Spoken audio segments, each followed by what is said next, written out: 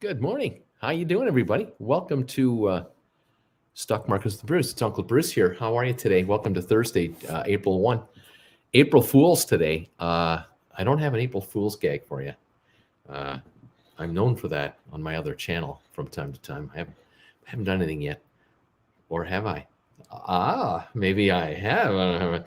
Well, we'll see. Welcome one, welcome all to to a new month.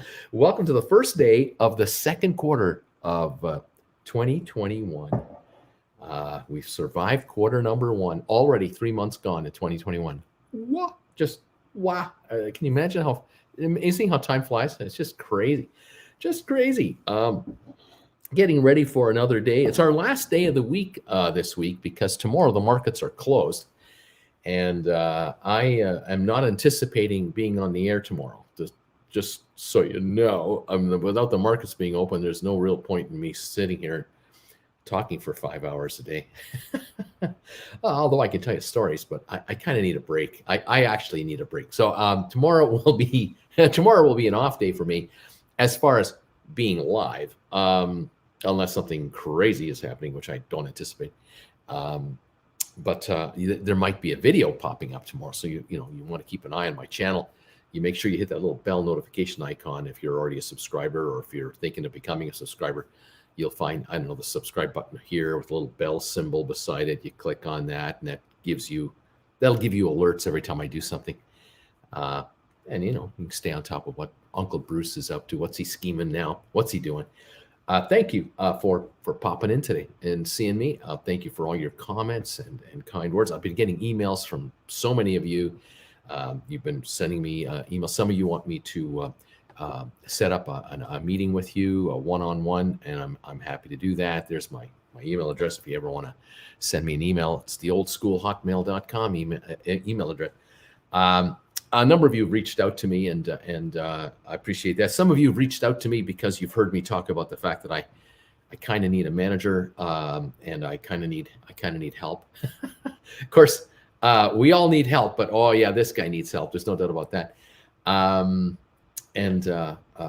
Yeah, there's a lot going on. One of the things that I'm in need of, as far as help goes, and I was talking to Jennifer about this yesterday afternoon, because this channel has exploded the way it has in the last 8 weeks or so.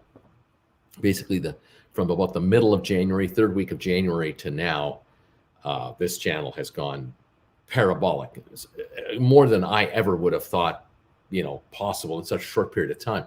I've seen it happen on other channels on YouTube over the years. I've seen channels really take off, but I've never been, involved in one firsthand. But this one is so different than what I ever thought I would be able to have happen to me as far as the YouTube channel goes. I was expecting that if I were to grow a YouTube channel, it would be a steady growth of viewership and exposure, and it would just come on. But this channel just blew up through late January and into February. Of course, GameStop had everything to do with it, and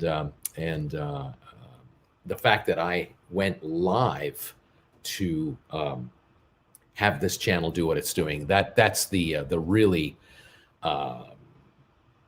out of the norm way for YouTubers to really grow their channels, is being live presenters.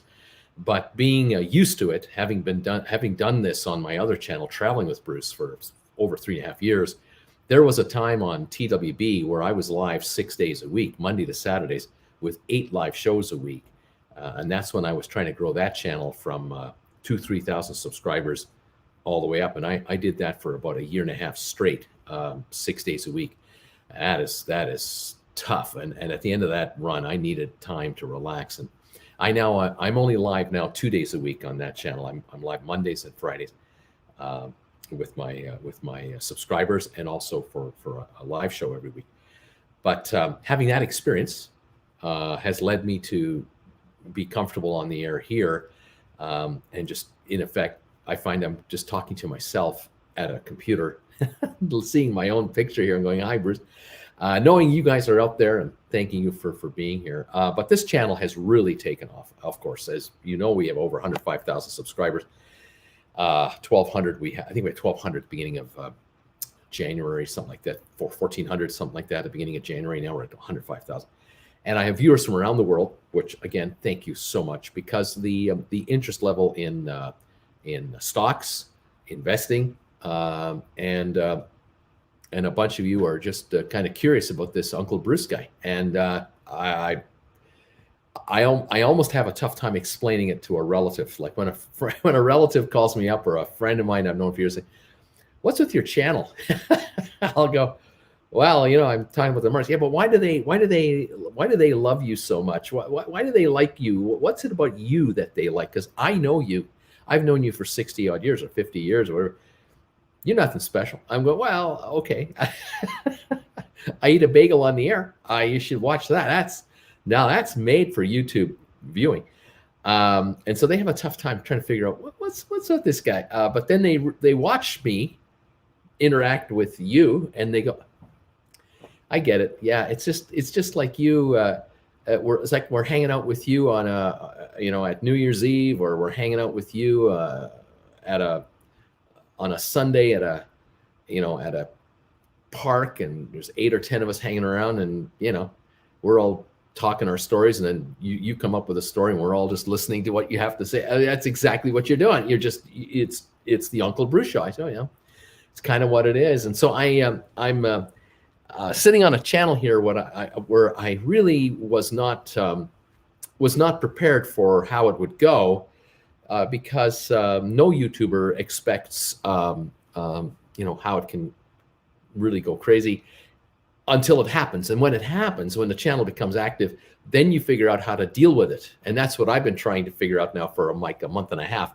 How do I deal with this kind of a channel, with the following I have and the schedule I have, the uploading I do, what. And the other thing that I don't have is I don't have 3 years history of this channel. I have 3 years of history on Traveling with Bruce, which is completely different audience, different everything, where this channel is unto itself and is evolving while we're all here. We're evolving together daily, weekly, monthly.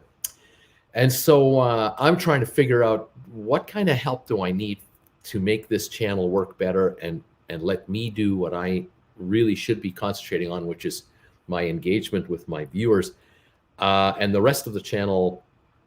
All of its needs get handled by people who know what they're doing, because this channel does not have an Instagram account. This channel does not have a Twitter account. Someone has reserved the name for me, Stock Markets with Bruce, and they've offered it to me. I have no idea how to transfer it over. They've even given me instructions, and I can't do it because I'm inept. I am inept. The Facebook group page for this channel is amateur hour at its best, but there is one. I've made it. Reddit is, I have someone handling that for me because I don't know what to do. I don't know how to do anything there. So my social media side is a mess. Then there's the channel itself and our engagement. And then there's the membership thing, which I put together out of necessity because of all the attacks we were getting. That is working, and thank you guys for becoming members of this channel and supporting me. This is the verification that I got to be doing something right, because I'm attracting members to the channel, and thank God I'm doing that. So that's great. Our engagement, fantastic. You making donations to my channel, over the moon, unbelievable. One-on-one consultations, natural progression, and I have a number of you who are now contacting me to have a second consultation. When there's a sign that something is working. When you have people you've consulted with and they now call you back and say, I want another one. I want another one. I mean, that is pretty phenomenal, and that's heartening. That's really, wow. That's fantastic. The membership side of this channel is evolving and has not been fully settled out yet. I will be much more active getting out private member alerts to members, especially with regard to market activity, certain stocks, just heads ups for you, try to keep you out of trouble, avoid this to avoid that, and all this kind of things. Those of you who are becoming members of this channel, you're going to experience more engagement from me going forward as I am able to offload all the other stuff that I can't possibly do on top of everything I have to do. And so those of you who are becoming members now, it's going to get better, even better. And it's only been a couple of weeks that we've offered memberships. And again, all of you who've become members, I'm blown away. Andrew Stevens, man, thank you, Andrew, for becoming a member before I went on the air. Thank you, Andrew, so much. It's awesome, man. It's just awesome. And then Joe, just while I'm talking, is becoming a member. Thank you, guys. The gals, the ladies out there, because of Jen and I, with our relationship, it is so important to me that this channel appeal to men and women. And so Jen and I are constantly scheming on how to have more female involvement in this channel, because this channel is not like other channels. But then again, no other channel should be like any other channel. We should all be individuals on our own, in our own way.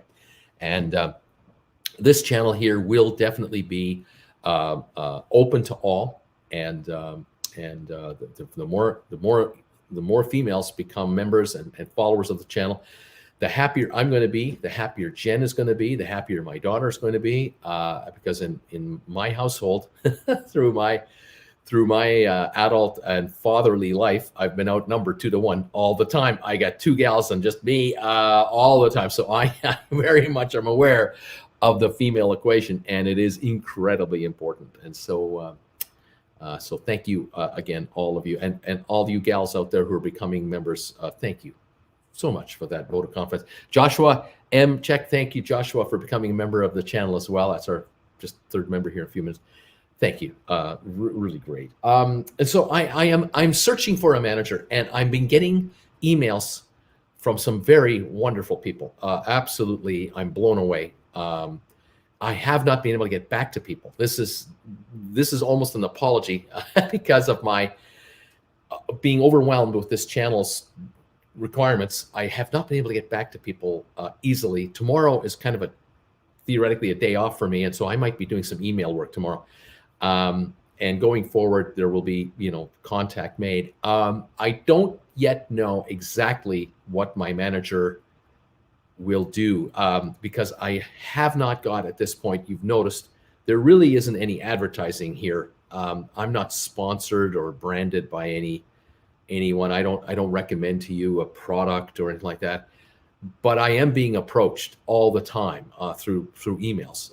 The problem is, for every 1 legitimate offer are 9 scams, and some look so real that you just go, oh, wow, this sounds exciting. And then you do a little digging on, this isn't real. This is a fake. And all they're trying to do is somehow engage with you to figure out a way to steal your identity, steal your channel, just step in the middle of between you and your viewers. I mean, it's just, there is so much sinister activity going on. I need a pro that only does or is a specialist in the handling of sponsorships and branding, so that I can just not have to deal with it. Like I said, I need a buffer between my channel, myself, my channel, and the outside world that is not working in my best interests or your best interests. And this is a big deal. And so I spend a lot of time, unfortunately, fighting off or deflecting around or trying to steer away from real problems. And this is costing me time and energy that I want to give to you guys instead of that. So I need management that can handle that. And I found one management group that I've actually approached, but I don't know if they're going to call me back. That's the other issue. Sometimes the YouTuber thinks they found someone they could really work with, and they reach out to them and say, I think, we could do something here. You could be what I'm looking for, but you might not be the right fit. And so the frustrating search continues. I do get, like I say, I'll get an email in and I'll read an email. I go, wow, this looks pretty good, but this is covering 3 of 10 bases. for me, and I can't have 15 managers. I really would like to have the one, whether it's a person, a company, whatever it is, and it's not easy. And I'm not sitting here crying on the air for oh poor me. Believe me, I'm thrilled with what's happening here. I'm just over the moon excited about how this channel is running and how many of you watch me all the time. Christina, thank you for becoming a new member of the channel. Welcome aboard. This is fantastic. So I'm not complaining, and I'm not crying, and I'm not upset. I'm just excited. I'm nervous, and I'm really hopeful, and I'm really jacked up about the future. But I want to do it right. And sometimes certain decisions you make, you can only make them once, and then you gotta live with that. You have to live with it for a while, and I've got to be really careful about what's going on. I do so much want to, I hope, be able to see a lot of you in person someday through some sort of a meet and greet thing, whether Jen and I hit the road and hit 10 cities over 3 weeks, or over 25, 30 days. We have a tour. I mean, I don't know how else to describe it. I don't know how, I've never done anything like this before. We set up some kind of a tour through an organization that can handle all of it, because I have no idea if we come to Los Angeles, we come to New York, we come to Miami, we come to Atlanta, Dallas, Houston, Las Vegas, Denver, Chicago, how many people would want to show up and see Uncle Bruce in person? I don't know. I've never done this before. This channel is brand new. It doesn't know. Ho Yogan, thank you for becoming a member. Thank you. And so there's a lot of potential here, a lot of interesting things that could happen. And I'll tell you, going forward, I want to travel. I do not want to sit in my living room 7 days a week dealing with you from here. That's not my future life. My future life is moving, is being on the road, is going. And so I love to travel, and I'd like to do Europe. I'd like to know if I do a meet and greet in London, Berlin, Paris, and other cities in Europe. Is that possible? Is that feasible? Is that in any way doable? Can it even just be a trip that we just break even on it? Whatever expenses we incur to do it, we bring in enough attendance revenue to just cover the whole thing. I don't know. Again, I need the right kind of management, foresight, marketing, online presence. I need a lot. Back in December, I didn't have to think about this because this channel was really quiet, and I was just putting up a video every week or so, every 5 days or 4 days. I put up a video, and a few people were watching. Now it's a whole different animal. Christopher, I'm sure you'd have a large Vancouver and surrounding city audience. And I'm thinking that, I think of this comment, I'm thinking also that it could well be done where the right management group that I can put together, we will announce 3 months in advance the schedule, like way in advance, so that all of you out there go, oh, he's coming. He's kind of coming within 300 miles of where we are, or 100 miles, or he's 50 miles away, or he's going to be in our town. He's going to be in our area. And that's in whenever. Okay. That lets you plan whether you even want to hang out with me. It lets me promote the sites and explain what we're going to do. When you come out to meet Uncle Bruce, what are we up to? And so I need to figure that out, because at this point I'm just going, well, what do I do? I just come on stage and say hi to people? What's the whole point of visiting with Uncle Bruce in person if you're just going to come out there and go, hey, how you doing? It's nice to have you here. Okay, I'll see you later. That's not going to happen. So yeah, lots and lots and lots of work to be done. But the channel now has reached a level already where people are coming out to me going, you can do this, you can do that, you should look into this, you should look into that. And I'm going, great. How many hours in the day are there? 24, and I'm on the air 5 of them already. You tell me how I'm going to do all this other stuff. I have no idea how to handle it. And then there's the local rules and regulations of each city, county, state, country, permitting. I don't know. I'm clueless. I'm completely clueless. So yeah, Bruce needs help. If you come to the Twin Cities, I will sponsor your bagels. Witness me. Keep it up, Brucey. Thank you, everybody. Yeah, I think bagels will be part of the show. I don't think there's any way around. There's no way around not having bagels on the in the program.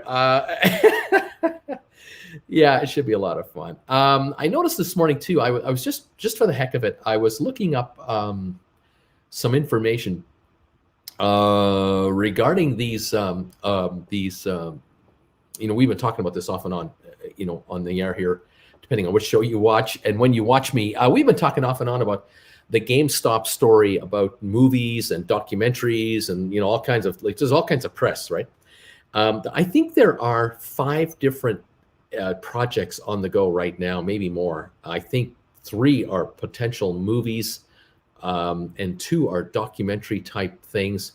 And I've been approached twice now. I've been approached by 2 distinct groups, and I've had a chat with them, and now I'm just sitting back going, I don't know what happens next, but we'll see. I'm half expecting. I'm not trying to. How do I word this with you guys? Hang on a second. Scroll. Have you spoken with manager to the stars, Ian Faith? Certainly in the topsy-turvy world of YouTube live streaming, have a good solid piece of wood in your hand is often useful. No, I have not. I was saying to Jen yesterday, I finished my afternoon show with you yesterday afternoon, and then usually what Jen and I will do is we'll go out and do some errands, because around here it's Pacific time. So when I finish my second show, it's usually 5 o'clock Eastern time, which is 2 o'clock local time, and that allows us to check our mailboxes and check our grocery situation. But we use this as a time to head over to Tim Hortons and get through the drive-through, grab a couple of coffees, grab a little nosh, and then drive about 4 or 5 miles out of town and just park the car and just relax. We go to a place that looks kind of like this. We have a view. It's sort of like that, not exactly. We don't park exactly behind those trees, but we go to a place where we can see beautiful view of the valley in this area. This is like 5 miles from our little town here.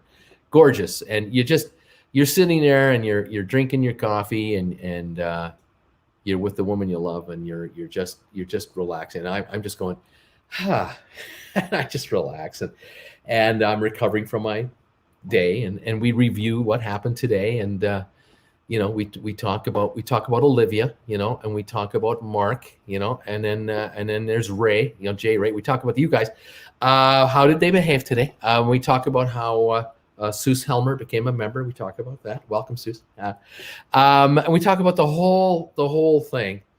And I mentioned to her just casually, I said, I just have a vibe. I just have this feeling. I'm about to get a phone call or a text message or an email from some kind of publication. I don't know, big, medium, but I think we're about to be discovered. I've been discovered by you guys, which is great. Thank you. You're here. But I have a feeling that we might be about to go really big, because we're already being contacted now by media who want to do documentary films and so on. It's just a matter of time before Washington Post or New York Times or San Francisco Chronicle or London Times, some journalist out there. There'll be a journalist out there, friend of a journalist, will say to someone, there's this guy, Uncle Bruce, who's like no one else you see on YouTube, because I keep being told this by these documentary people and others. There's this guy who's like nobody else. He's 65 years old, which means he's old, and he talks live to his followers, and he engages with them, and he actually reads their comments. Like, that's the he actually acknowledges that they're there, and they become members of his channel, and they interact with him, and they interact with each other, and it's really cool. You should talk to this guy. You should. This isn't a YouTuber unlike anyone else, and Well, it's true. Most YouTubers are under 40. Many are under 30.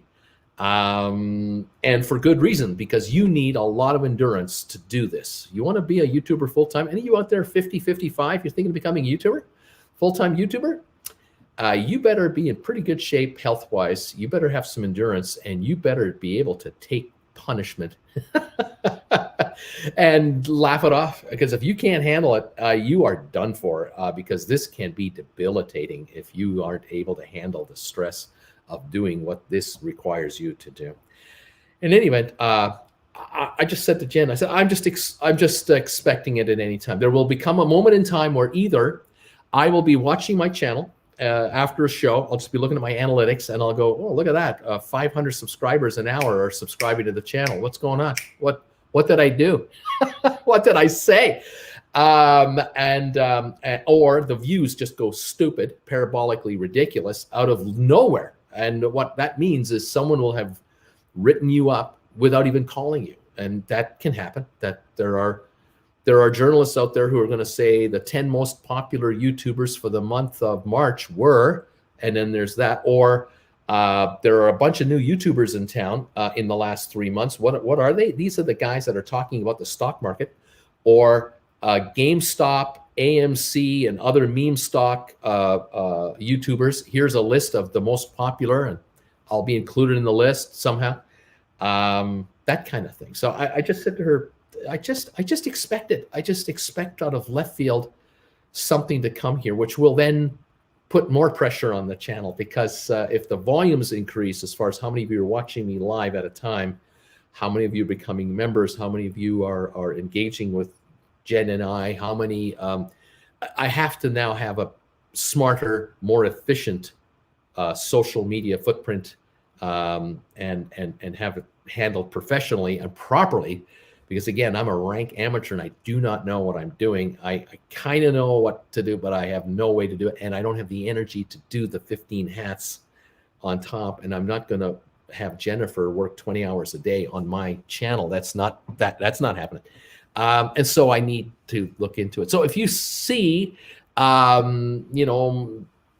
changes here and there, I'll announce them, of course, but you may find that going forward, Uncle Bruce is getting help that he so desperately needs, and hopefully you'll enjoy the help that I'm bringing in. You'll appreciate it. You'll understand it. You'll forgive me if it's not as plain Jane as I am, kind of thing. But there's a point where there's only so much I can do, and do it well enough to justify your faith in me and following me. And so thank you, all of you, for hanging around with this guy. Julian, good morning, Bruce. Question for you. What is it that nobody outside is talking about GameStop? The evidence is so obvious. Why is that? Why is that in your own opinion? Or what is that in your own opinion? Yeah. I was half laughing and half really upset about a week and a half ago or so, maybe 2 weeks ago. You may recall this if you've been here for a few weeks.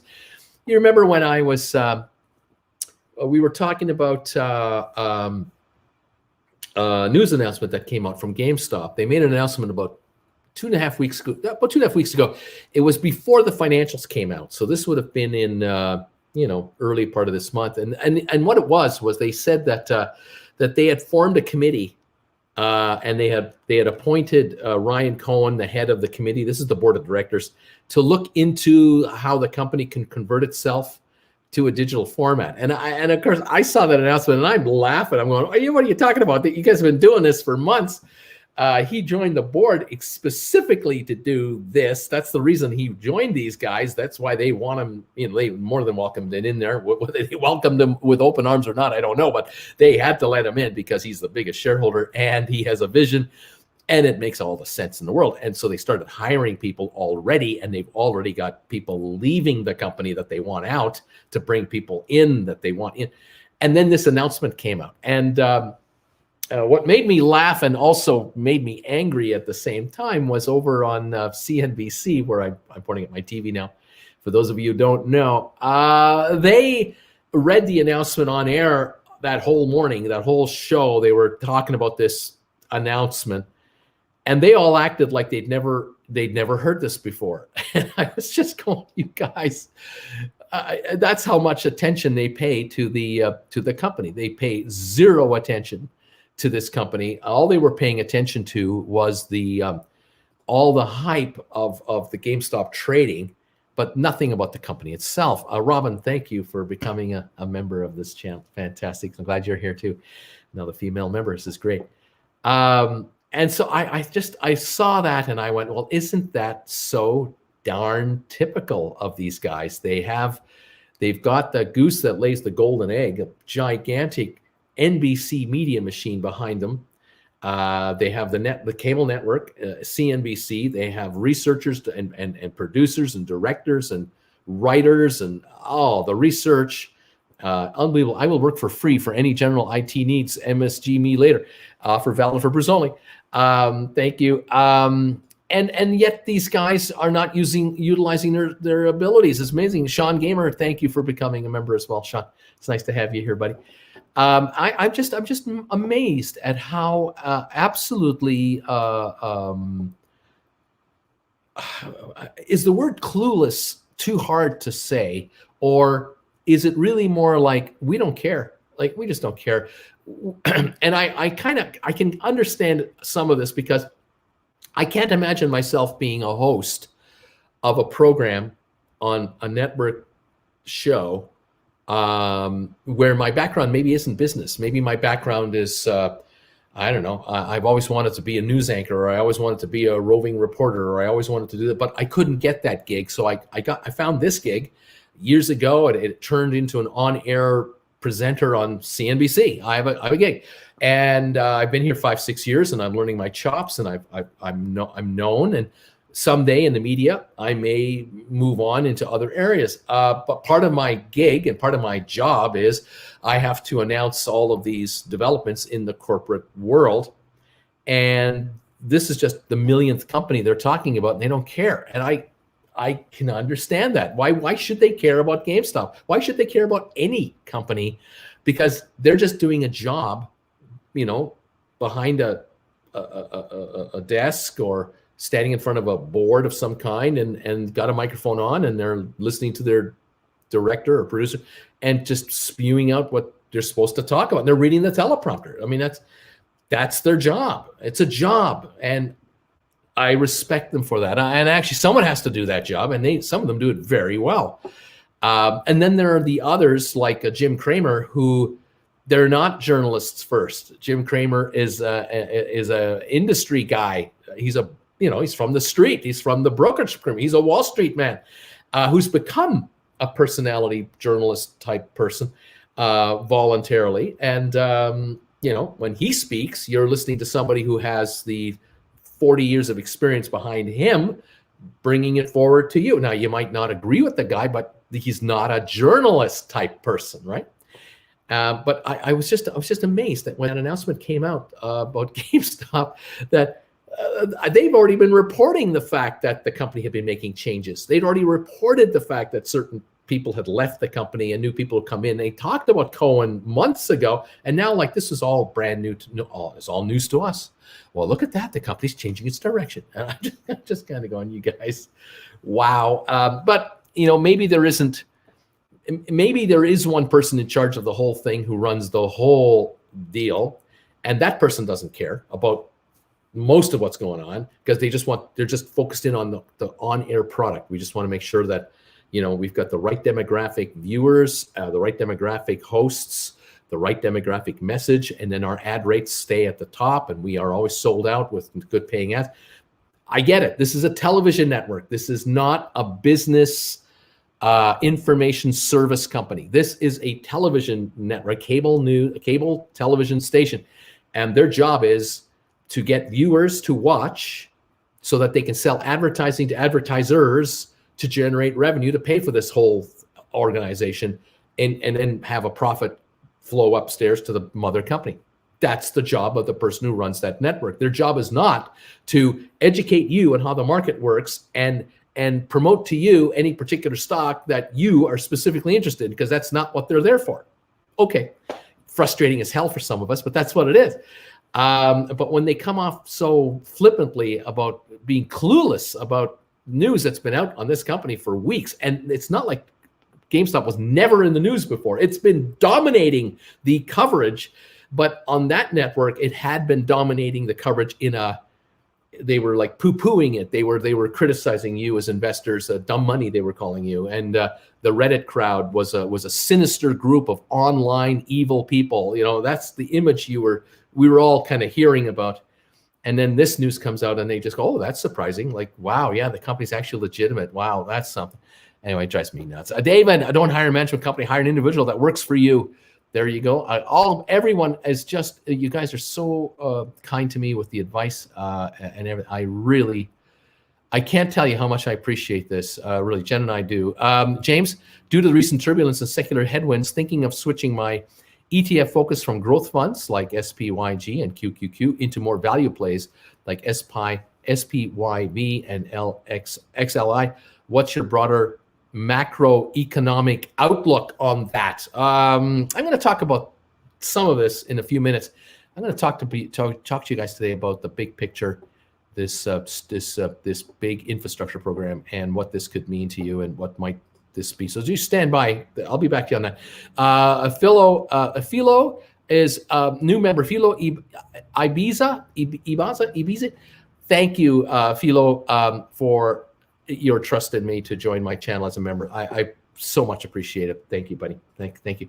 Patrick Sadler, morning, Uncle Bruce. What's your thoughts on that massive sell-off on the Dow Jones at the close yesterday? We'll get into that in a moment too. Thank you. Good comment. Good question. Stephen, hi Bruce. I saw an article saying GameStop management plan to sell a lot of their shares, which will drive the price down and help out hedge funds, hence taking no Q&A on earnings.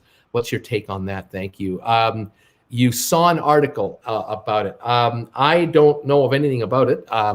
You could be right. I think that shares that will be available will be from people who are leaving the company. And that has been the pattern since about November of last year, when directors are out and new directors are in, and management out and management in. Some people are selling their shares on the way out the door, kind of thing. Sean Gamer, my name is Ashley, saying hi from Philly. Tell Jen I said hello. You got it. Thank you, Sean Gamer. And Ashley, thank you, Ashley, for being here. Fantastic. She'll be happy to know you're here. So GameStop. Yeah, let's get into that a little bit. The COO and others, people who are leaving the company, will be able to buy the last of their share options before they leave. They probably have a window of time to close out the deal. And normally what will happen is, this is not uncommon, where a mid-level manager, a higher level manager, a VP of some kind will have maybe the opportunity to buy 10 or 20,000 shares that they've been granted over the last year or two or three. And they need to come up with a significant amount of money to do it, because it's a purchase from the treasury. It's an option. What they'll do, though, is they'll have stock already that they've earned, years and years ago. They'll sell some of their shares into the market, using the money from the sale to pay for taxes on the gain of the shares they're selling. Because remember, if they got stock given to them 5 years ago, they got stock given to them at $4, $5, $6 a share, because that's where it was. Selling now at 193, they might sell 10 or 20,000 shares. It's not going to affect the market. It's like market's not even going to notice. But that money coming in is there's a taxable gain there, or it's classified as income from IRS. It all depends. And so they have to, with their tax planner, they got to figure out, well, 40% of what we get, can't use that money for anything, because that's going to go to the tax man, leaving us 60 cents on the dollar. That money will now be enough money to buy the rest of the shares that I'm entitled to, that I've been granted the last 2 to 3, 4 years, that I'm now going to exercise my option to buy. And that could be $12 stock, $8 stock, $14 stock, who knows, wherever the stock was in 2018 and 19 and 20 or even earlier. This is normal, and it's above board, and it's acceptable, and it is the way it is, because these people are leaving the company not because they're being fired for being inept. They're voluntarily resigning. They're kind of being asked, well, we're going to bring in new blood, and we don't see your future here anymore. No worries. We'll leave on good terms. All options are honored. All commitments honored. great. Thank you for your service. Moving on. And some of these folks are getting on in age, and they might just say, you know what? I now have a total of 100,000 shares of GameStop that I've acquired over 15 years being here, or 10 years being here, 8 years.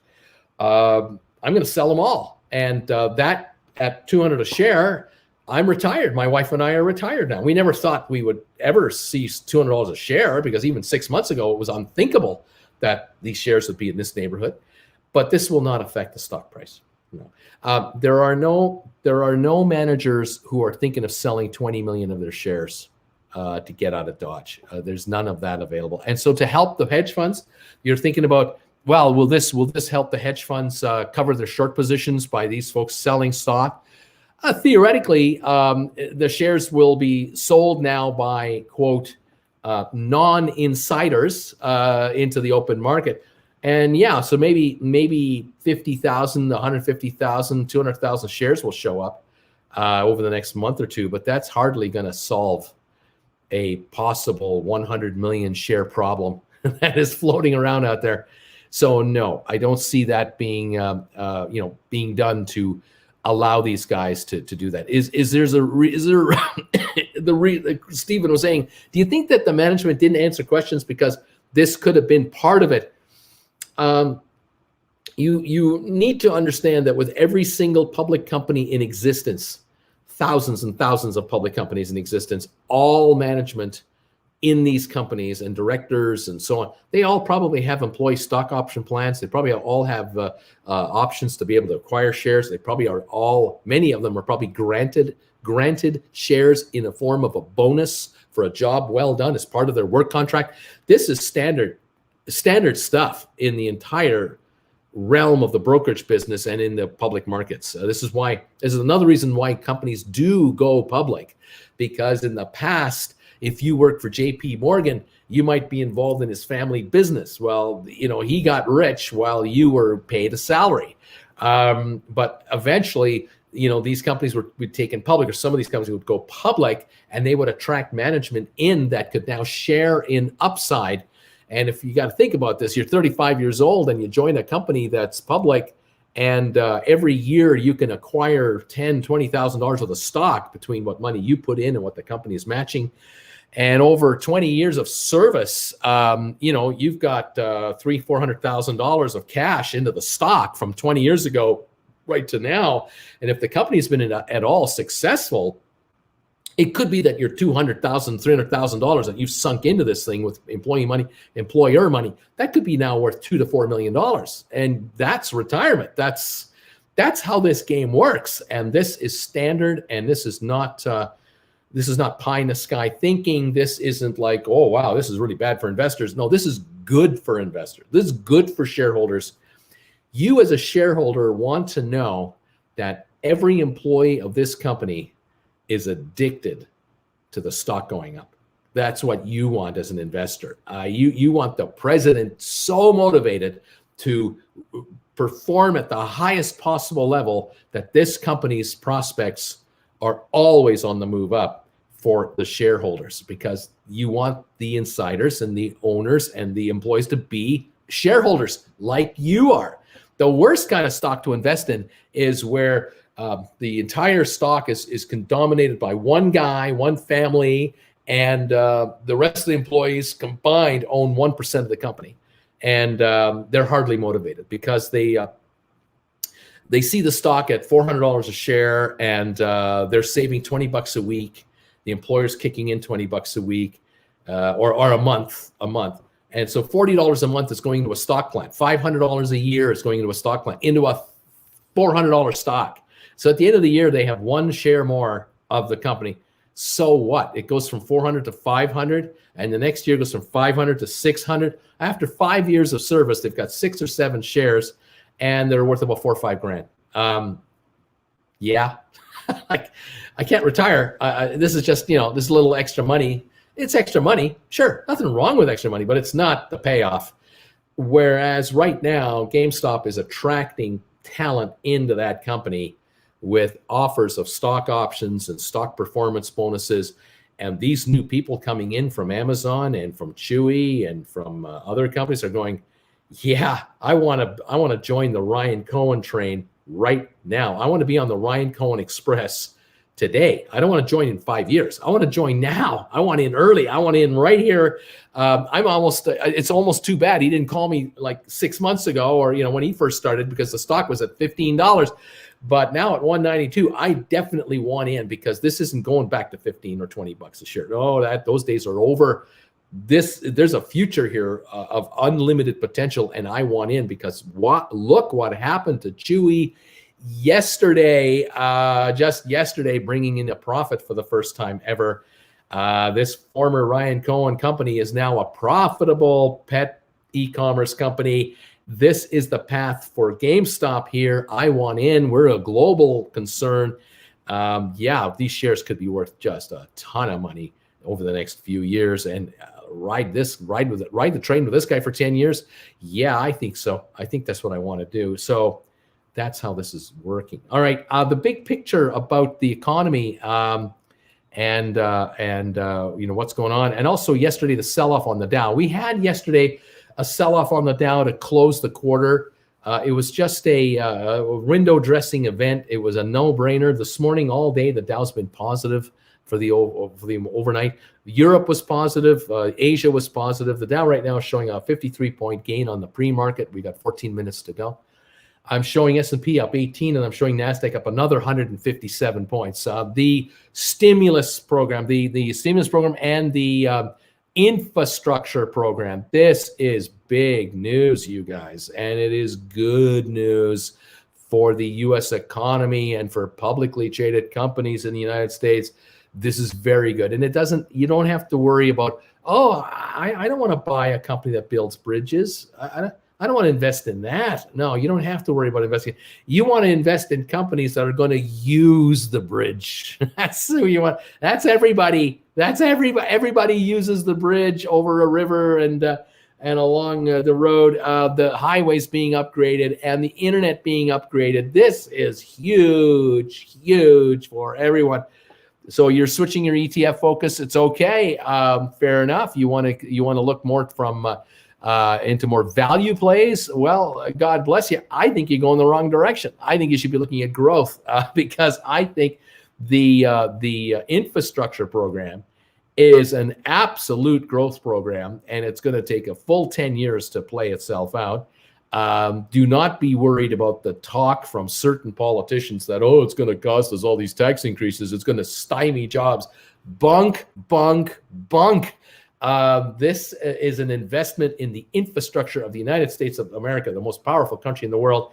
And this will be a global generator of wealth, not just local town, state, or country.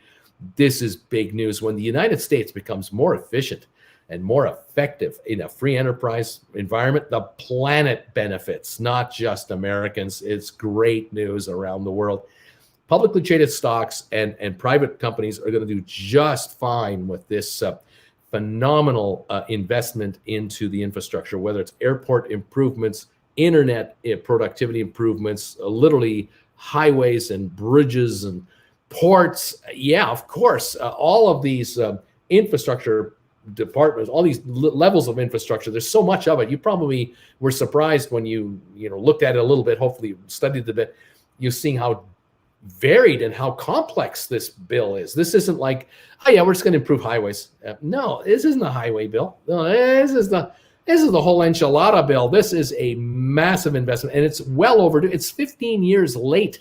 This should have been done back in early 2000s. It's been so kicked down the road. No one has been able to step up and take this thing on. Now is the time, and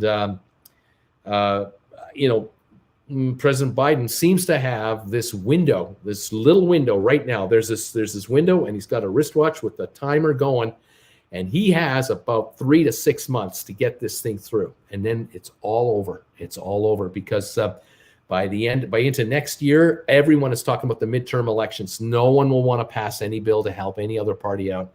And then a year and a half after that, it's the election, the next presidential election. So, everything grinds to a halt within about 6 months from now, like it or not. So this is the time to do whatever you're going to do as an administration, this is your window, and you do not keep your foot off the gas now. You trump that gas pedal, keep that to the floor, and let's go get this done. Lock it in and get it started, because it is going to be a very popular project, bill. Enio, thank you. Sell off on the Dow. What, Bruce? I don't think so. I think there's no sell off on the Dow coming. This is going to be a very popular program, and this is going to be extremely well welcomed across the country. I mean, this is not just a New York State infrastructure program. This is national, and so every state will benefit from this, and then the economy of the country will really benefit from this. So yeah, it's an investment in America. That's the way I look at it, and nice to see Americans investing in themselves, because boy, it's been a while since America has wanted to do this. At least been able to try to get this done. I was certain that Trump would have been able to pull off an infrastructure program in his first year. I thought for sure that would be it, but he went for a corporate tax cut instead, and he had promises to keep, and he kept them. But unfortunately, the deficit blew out, and now no room for the infrastructure. And with Republicans on the one hand wanting to give away money to their favorite people, but not and not raise taxes on those favorite people by building what's necessary. They weren't going to do it. Obviously, they didn't do it, and now we have this opening here where Biden's got the Congress. He's got just enough votes in the Senate to squeak this through. Get her done. This is your one and only shot. I don't know in the midterms whether Biden will still hold the Senate anymore. He might lose the Senate. If he loses the Senate, you can guarantee anything going to get done will stop dead in its tracks. There'll be nothing done. So this is it. This is the window. Hurry up. Kate's, thank you, Kate's Cats, for becoming a member of this channel. Thank you very much. Love it or hate it, it's getting done, and I think it's going to go through. I think that if you ask a majority of, let's say, average Americans, you're going to get a huge number saying, this is a good idea. Yeah, we need this. I know my airport could use it, or I know the interstate highway through my state is a mess. U.S. cops who are driving these roads all the time, and they're going, yeah, we could sure use it. Our backs are killing us from our suspension of our cars.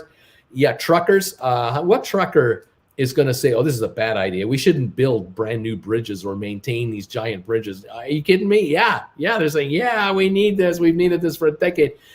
This is an investment that had to be made, and I would just really like to see this as part of the normal spending pattern of America. Is rather than making it a special project, just make this standard fare. But easier said than done. I understand that. Anyway, there you have it. That's kind of my take on it. We're now 8 minutes from the opening. We're 8 minutes from the opening today. Welcome, one and all. 47-point gain on the Dow at the moment is what we're looking at.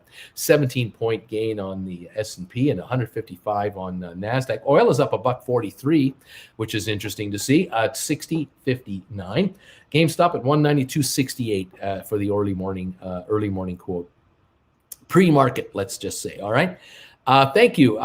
There will be certain winners and losers with the stimulus program. Let me rephrase that. Winners and losers. There will be certain companies that will be in the right place at the right time. Others will benefit longer term from the building out of the infrastructure itself. Losers, I don't know if that's necessarily accurate. Although I will admit that if you're in the coal business, and you're trying to generate electricity from coal burning, you're probably not on the top of the agenda with regards to what's coming up. If you're in the solar business, you're in the housing business where you are going to install solar panels as part of your new home subdivision, that would be a very good idea. That would be a real smart move because the consumer is going to drive the demand for this. Electric rates could be very much higher in the old traditional way versus getting the power from the sun, which shines every day, unless it's cloudy, and the wind, which is moving all the time. There are so many ways for America to generate its power in a clean method. And what people certain people will not talk about is the fact that the cost of battery technology in the last 10 years has gone down up to 90%. The drop in battery costs have just plummeted. I'm not talking about the little car battery in your car, talking about the battery systems that power electric vehicles. It was 10, 15 years ago unthinkable that an electric car could be sold to an American for under $150,000 or $100,000. Now they're going to come out from GM and Ford and others in the 30,000 range, and they'll come out even less than that as the volumes increase. Unthinkable 10, 15 years ago. I mean, I remember in 2000 that it was a pipe dream that people would have electric cars as their primary vehicle, that people were saying that electric cars are for the rich, for the privileged few. It's an exotic, and it's for those really crazy tree huggers out of California. They're the only ones. But all of a sudden, it's going mainstream, and part of this infrastructure program is to build supercharging stations, make that a national priority. I see that as a public-private partnership opportunity. I'll get the word out.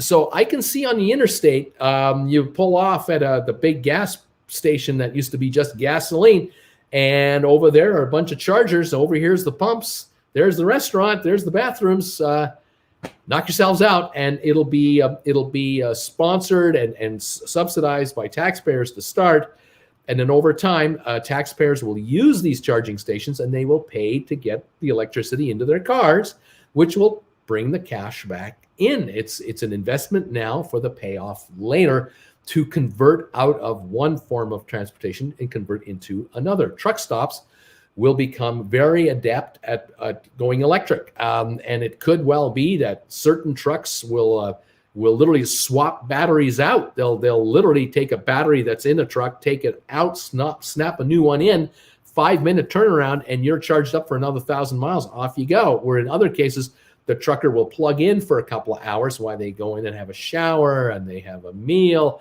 call home, check their email, get a nap because they're up and on the road. They have to get a nap now. And by the time they're up and ready to go, they're all charged up and off they go. There's this whole new world coming in this next decade. Like it or not, it is coming. The old days of the 70s, 80s, 90s, where it's all diesel or gasoline is quickly fading down dramatically. It won't be completely eliminated in the 10 years, but it'll be a much smaller percentage going forward. And theoretically, we hope, cross our fingers, the power generated for the electricity that is needed most of it will be made from sunshine, from wind technology, and a minority of it will be nuclear or fossil fuel burn, and coal could be virtually, eliminated. We'll see. That time will tell. But this is a huge shift over, and the greenification of America is going to be a massive economic opportunity. Massive. If you play your cards right, and we may find there are investments available to us going forward that we'll be able to take advantage of to make money on from the greenification of America. This is the getting away from carbon. Canada's going after it. Britain doing it.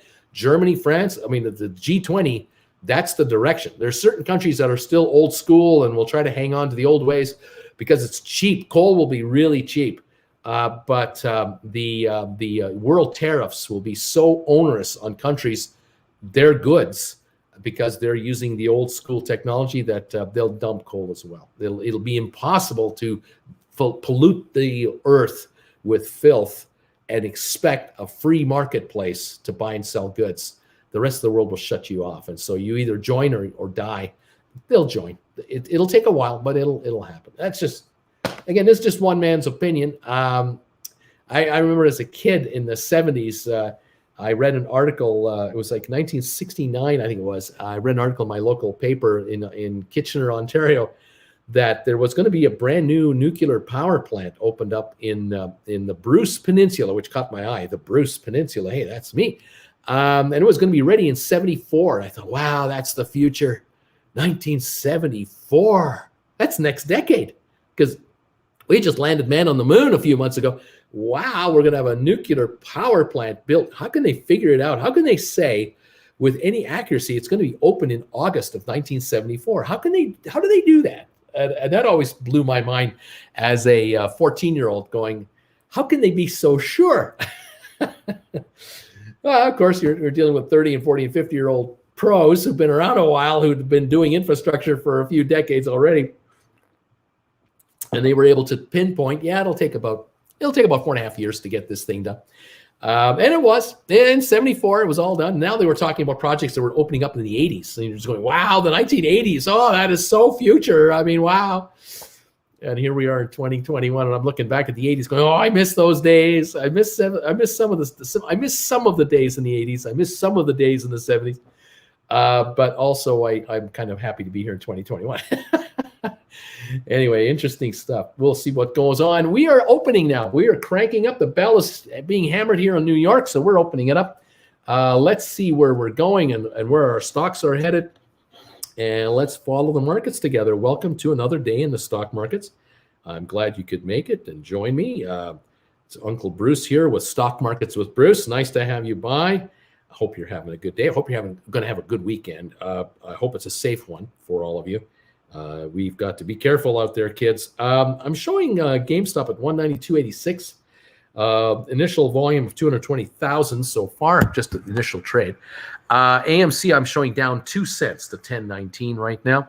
And Vector Acquisitions up 8 cents to 11.92. I've got NavSite showing at 10.02, up 6 cents. I've got IPOE up 30 more cents, 17.45. I've got Gores Holding up 52 cents, 14.22. I got Virgin Group Acquisition up 6 cents to 10.23. Starboard Value up a penny to 9.94. Fortress Value up 2 pennies to 9.99.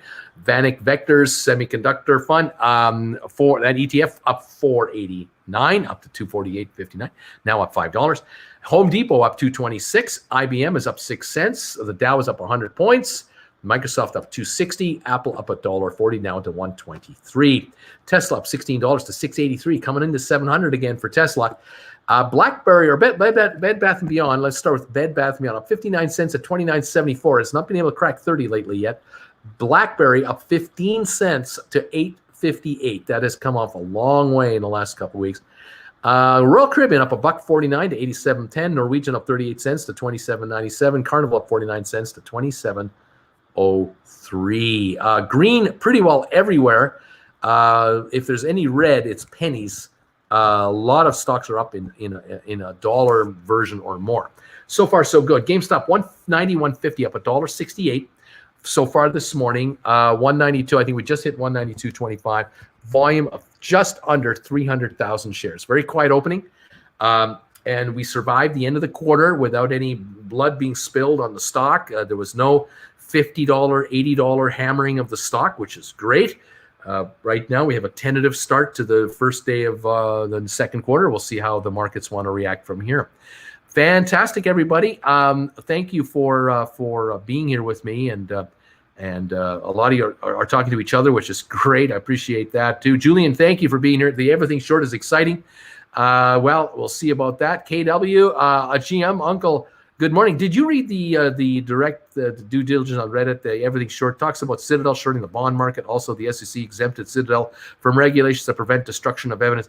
I've been trying to read some of this stuff, but I get these links sent to me by you wonderful people, of course, and then, of course, I look into it myself, and some of these are 30, 40, 50 pages long, and I can't keep my eyes open on some of this stuff. It's pretty tough to absorb it all, but we're trying to understand it. Wally, would you mind telling us how it was growing up during the Apollo missions and landing on the moon? Oh, yeah, I'd love to talk about that. Give me a bit. Joseph, one thing you were wrong is on the future of energy production. Clean nuclear fusion is the future.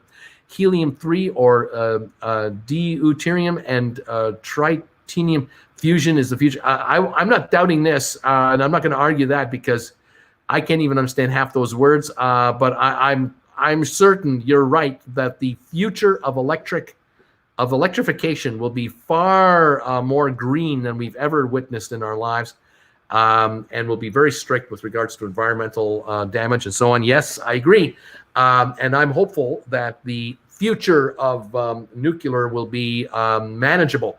because I just cringe at the fact that from the 50s and the 60s, there are nuclear plants where we've just buried the problem in deep mine shafts. I just find that to be really sad, because again, there was no plan for what do we do with this stuff after we're finished with it. And look at the problem that Japan is having with its nuclear power plant, the Fukushima plant. I mean, how many millions of gallons of radioactive water are standing all around that thing? What a disaster. Not Sam. Bubble blower. Attention, Bagel Brigade. Our very own Olivia has created a dope Discord for us to congregate, recreate, and the third rhyming word I won't make Uncle say out loud. Discord. There you go. Very interesting. Sounds pretty unique. I'm almost not sure what that means, but it sounds like it might be a hangout place of some kind for all you guys. Interesting. Okay, this short everything's thing, I'm not sure what to make of it. Welcome, Jennifer James. I'm not sure what to make of it all. I don't know if it's really anything new, like mega new, or has this always been going on, or have there always been positions taken this side, that's it. This financial, the financial back scene world, the behind the scenes world is so complex. What I worry about actually is a repeat of what we had in 2008, which took about 7 years to percolate up. The housing crisis, the credit default swap debacle, the insurance on credit default swaps, the betting on credit default swaps, this whole game of leveraged and over leveraged mortgage betting and everything else, which ultimately ruined so many entities, institutions, investors, destroyed families, probably caused suicides, divorces. It was just a terrible human cost. There was the financial, then there was the human toll and suffering. And I don't know if we are even through it, because this is the kind of stuff that we don't want to focus on. We don't want to talk about that kind of stuff, so we just shun it. But I bet you there are people among us who are still badly damaged from that whole episode, in whatever area they were exposed to it, whether they lost a home or they had a marriage broke up, or they lost a loved one, or whatever the issue was.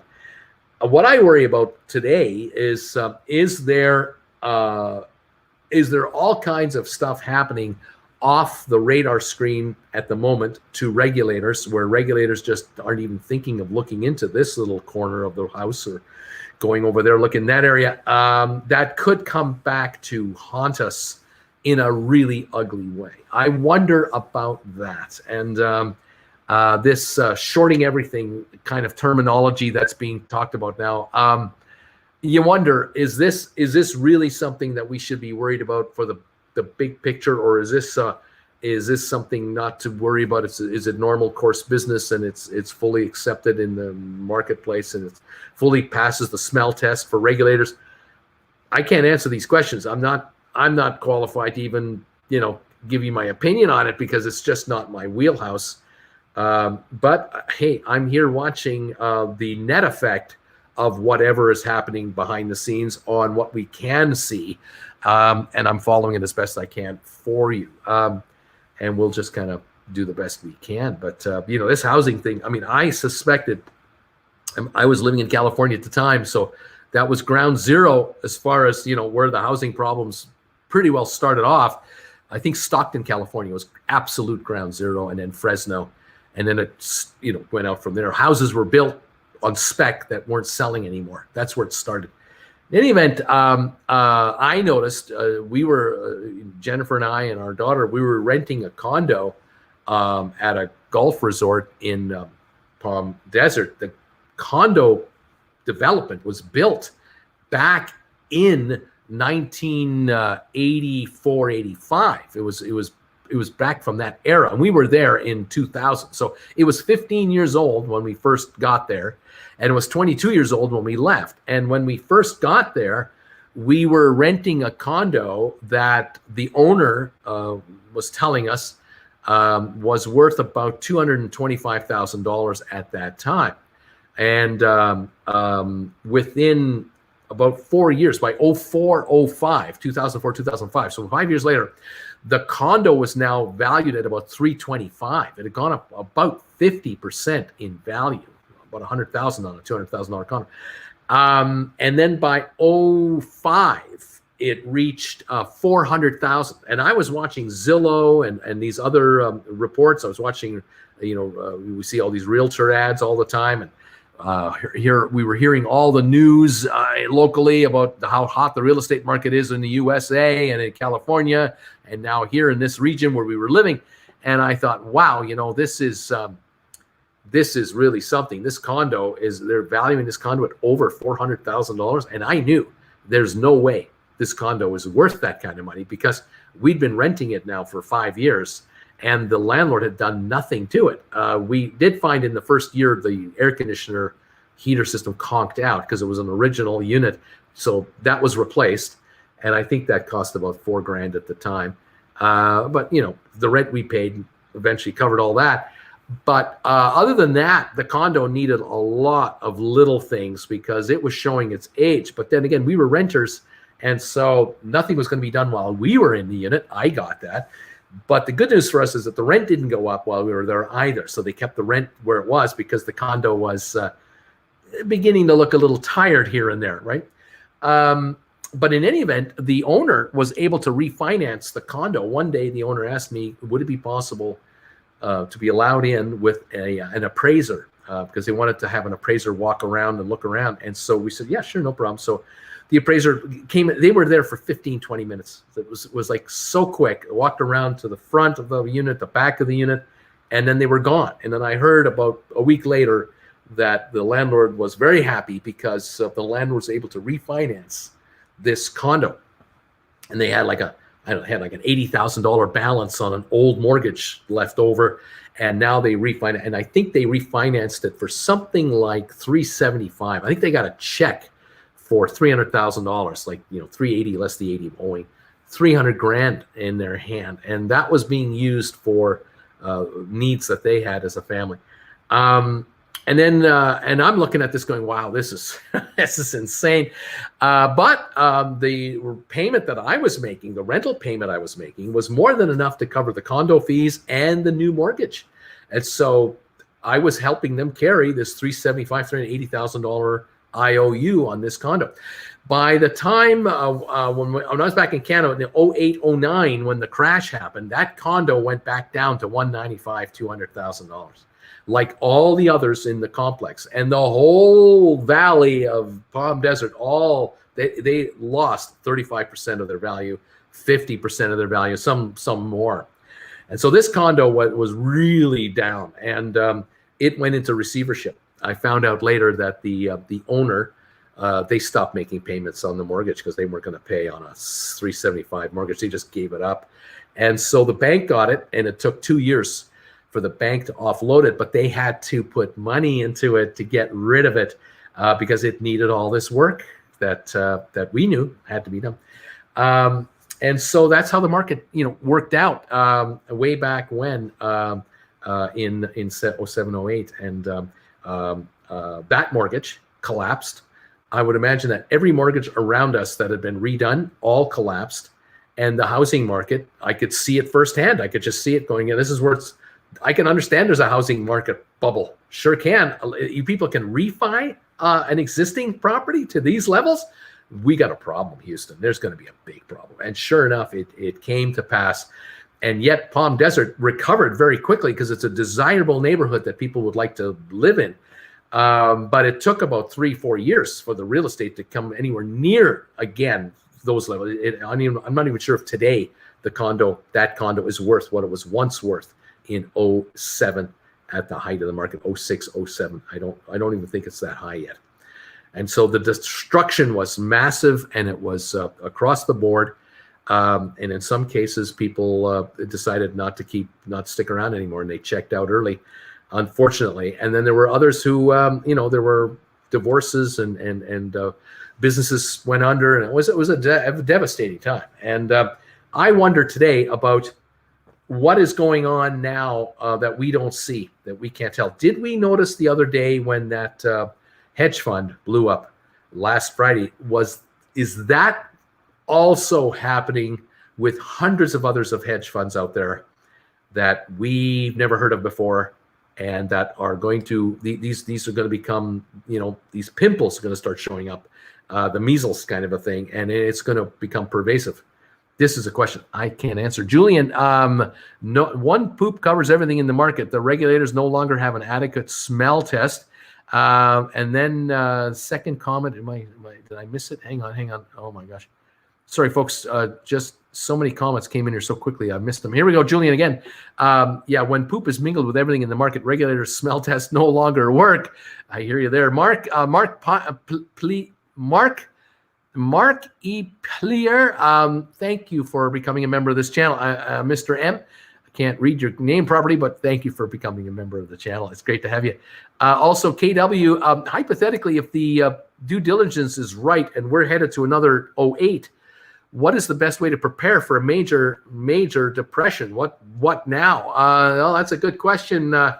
It could well be we may have a serious market correction if something like that were to happen. It might be in a sector.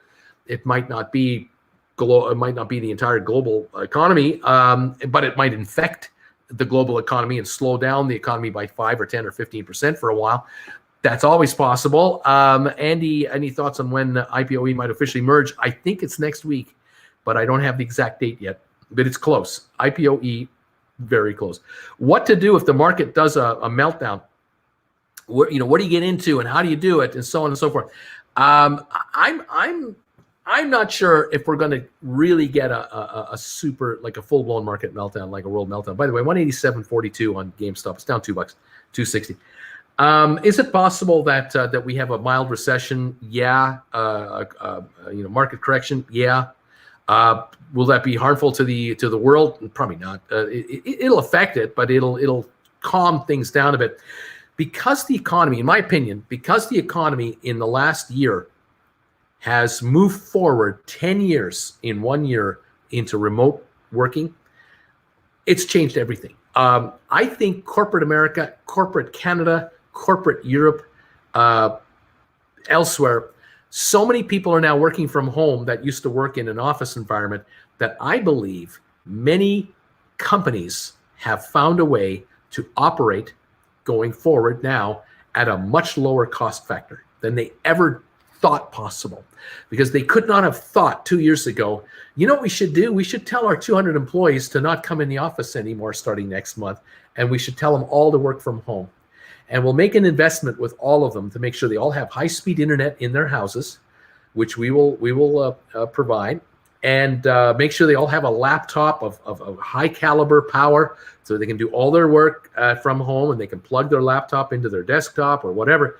And we'll reintegrate our IT systems, but we'll do that off-site, and we'll shut down the head office. We'll shut it down to make it only say, instead of 45,000 square feet or 80,000 square feet or 2 floors of a skyscraper in downtown Houston or in Miami or Atlanta, New York, Chicago, or multiple offices, we're going to shut down multiple offices and just have a small regional type offices in industrial parks, like light industrial parks, where we have lots of parking, easy access to the expressway, and only 10 or 15 people at maximum would ever be there. And we're going to tell our hundreds or thousands of employees to now work from home. And we'll start with the Cincinnati office. Then we'll do Pittsburgh. Then we'll do Chicago. Then we'll do Cleveland. And we'll just do this. Within 2 years, we'll go completely remote. No company was thinking of that. Not this year, like not in 12 months.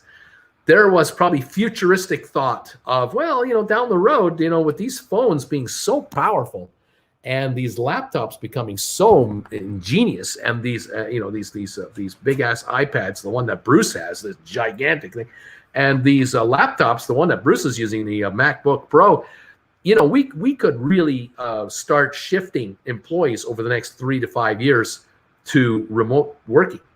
But they weren't thinking like they're thinking now about the idea of, it's been a year and we're making just as much money as before, or we're netting out at the bottom line. The net profit is the same. Even though our gross revenues have come down, our gross expenses have plummeted, and we are making just as much money on the amount of capital in the business as before. Now we just have to grow from here. And we're also figuring out that we don't need to hire employees from Pittsburgh for Pittsburgh anymore. We don't have to hire Cincinnati employees for the Cincinnati office anymore. We can now use someone who's living in Prague, Czechoslovakia, to handle our bookkeeping for our San Diego office. And we got an employee in New Mexico that is like 100 miles from Santa Fe, who's handling our Seattle office's blah blah blah work. It's fantastic. We're now using employees globally for our domestic company or for our company that wants to go global or what have you. Now, this is happening in 2021 and not 2031, 2021. So the world has changed completely in the last year, which tells me I don't see a depression coming. I don't see a major recession problem coming either. Central banks are so accommodating right now with capital, cheap money to fund bond purchases and allow factories to grow their plant and equipment, maintain employees. Cruise ship companies are finding that countries are more than happy to renegotiate 20-year loans on brand new cruise ships where we'll make it a 21-year loan. We'll call it a 20-year loan, but we won't start it until 2022. So you don't make a payment until then. Just keep building that ship. The bills are paid for. Don't worry about it. We got it covered because the government is borrowing money at a 0.5 percentage point to have that ship keep being built, which employs 5,000 workers at the assembly plant and 10,000 workers at factories around the world to supply parts for that cruise ship so the cruise ship gets built out. And those designers and engineers and architects, they're working from remote locations to tell the factories how to build these parts and these components. I mean, this whole world has completely evolved out. And I don't think we're going to see a pullback. I think we're going to see an expansion. That's what I actually think. So, yeah, very interesting what's going on here. Peter, thank you again for being a member and making these donations. Czechoslovakia here, and you said it again. I said Czechoslovakia instead of Czech Republic or Czechia. Old habits die hard, and I remember I'm old, and that's the problem. I'm so old school that I still refer to some iron block countries, countries that used to be behind the Iron Curtain, in their old names, and it drives some people who live there crazy, and I apologize for that. There's Slovakia and there's Chechnya, or the Czech Republic, and they're now separated, two separate distinct countries. Then there's the former Yugoslavia, which is now Kosovo, Bosnia, Herzegovina, Croatia, Serbia. There's a whole bunch of these have now all fractured out. The world has changed, and it keeps changing, of course, and this old guy does his best. I do the best I can. In any event, I'm from Stonkovia. There you go. Thank you, Hologram. Mohammed, thank you for becoming a member of this channel. Thank you for joining us. Nice to have you here. All of you who are joining today, just great to see how many of you are joining the channel. I appreciate it. I will be sending out alerts from time to time to members, as I have been already, and there'll be more coming. Whenever I come up with a new stock that I think you should take advantage of or take a look at, I will do an alert just for sponsor members, for all of you members. And then a couple of days later, I'll let the world know what the new stock will be. This will give you a little head start, and from time to time, you'll get an alert from me regarding either a market alert or a heads up on a specific stock you might want to stay away from, or something you should be aware of. Again, it pays to be a member of the channel. I try to give back to you as best I can. And if I can in any way help you make more money in the market, I'm a happy guy. And all I need to do is find a way to help you make more than $120 a year. And that way I've helped you pay for your membership. So it's free to be here. And so thank you, all of you who've become members and are supporting me now so I can support you. Congrats, Bruce. Mark Pilia, a 28.8 million subscriber channel, is now a member of your channel. Oh, that's awesome, man. 28 million. Put the word out. Tell your people to watch me. Thank you so much. I appreciate that. That's pretty cool. I remember when I first started my YouTube channel, Traveling with Bruce, I wanted to do a video because at that time I was still just so new at the whole thing. I wanted to do a video about what, like, people were asking me, what channels do you watch? And I thought, well, I'll do a video about that. And so I wanted to highlight about 8 or 10 different channels that I was following. And a couple of them were mainly the ones I was following a lot were influencers. I was following YouTube influencers that help other YouTubers be better at their craft. And I reached out to a guy who had at that time 45,000 subscribers. I had 300, maybe 500. I was a nothing. I reached out to this guy and I wrote him an email. I said, I'm making a video about YouTubers that I like to watch, and I wanted to highlight some of the influencers that I'm watching. I really appreciate the work you do because you're helping me dramatically. I really appreciate it. Would I have your permission? Could I use about a 10-second clip of a video of yours without sound, just to show you and talking, and I'm doing a voiceover about this. Please let me know. And I had sent out about 20 to 20 different channels, and I had about 8 come back. And this guy came back to me and he said, "You bet, yeah, way to go." He said, "I took a look at your channel. You keep up the good work." And I went, "Wow, what a motivator! What a kind thing to say to someone who doesn't know anything."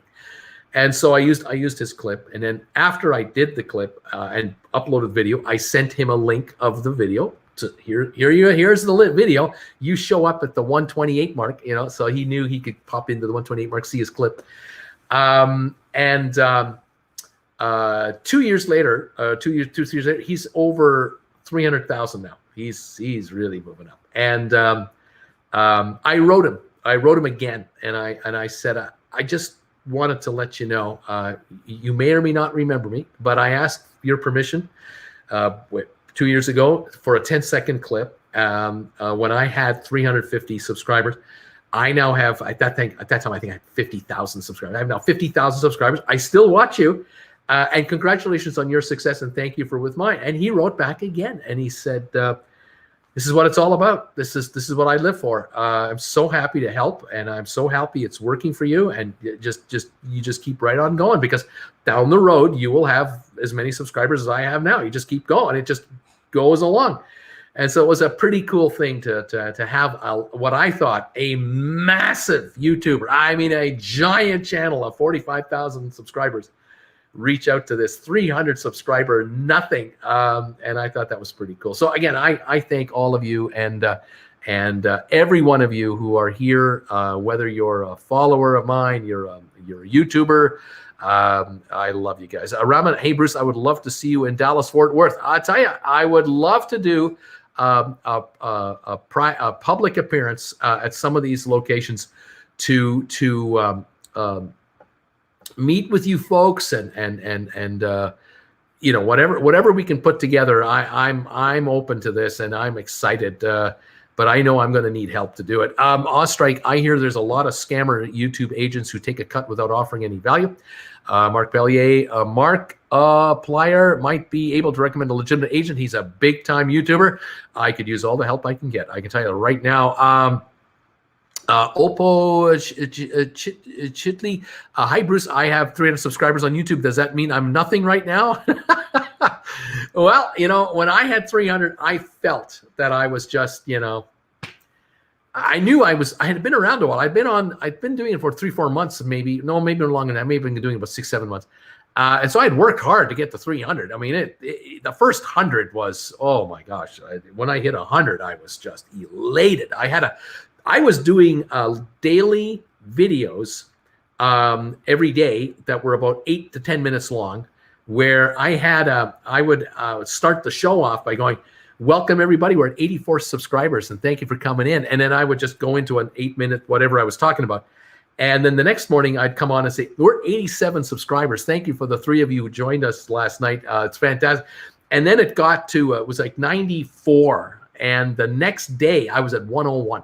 I had 7 overnight. It was overnight I got them. So I made a video where I took yellow pieces of paper with a big magic marker, and I wrote down 95, and then I wrote another piece of paper 96, and all the way up to 101. And I started the intro where people can only see my hands holding this yellow paper. And like, you remember that Bob Dylan video where he drops a piece of paper and there's always more words behind the next 94, 95. They don't see my face. They're just seeing this 96, 97, 98, 100. I'm throwing this up, then 101. And I popped in and I went, yeah.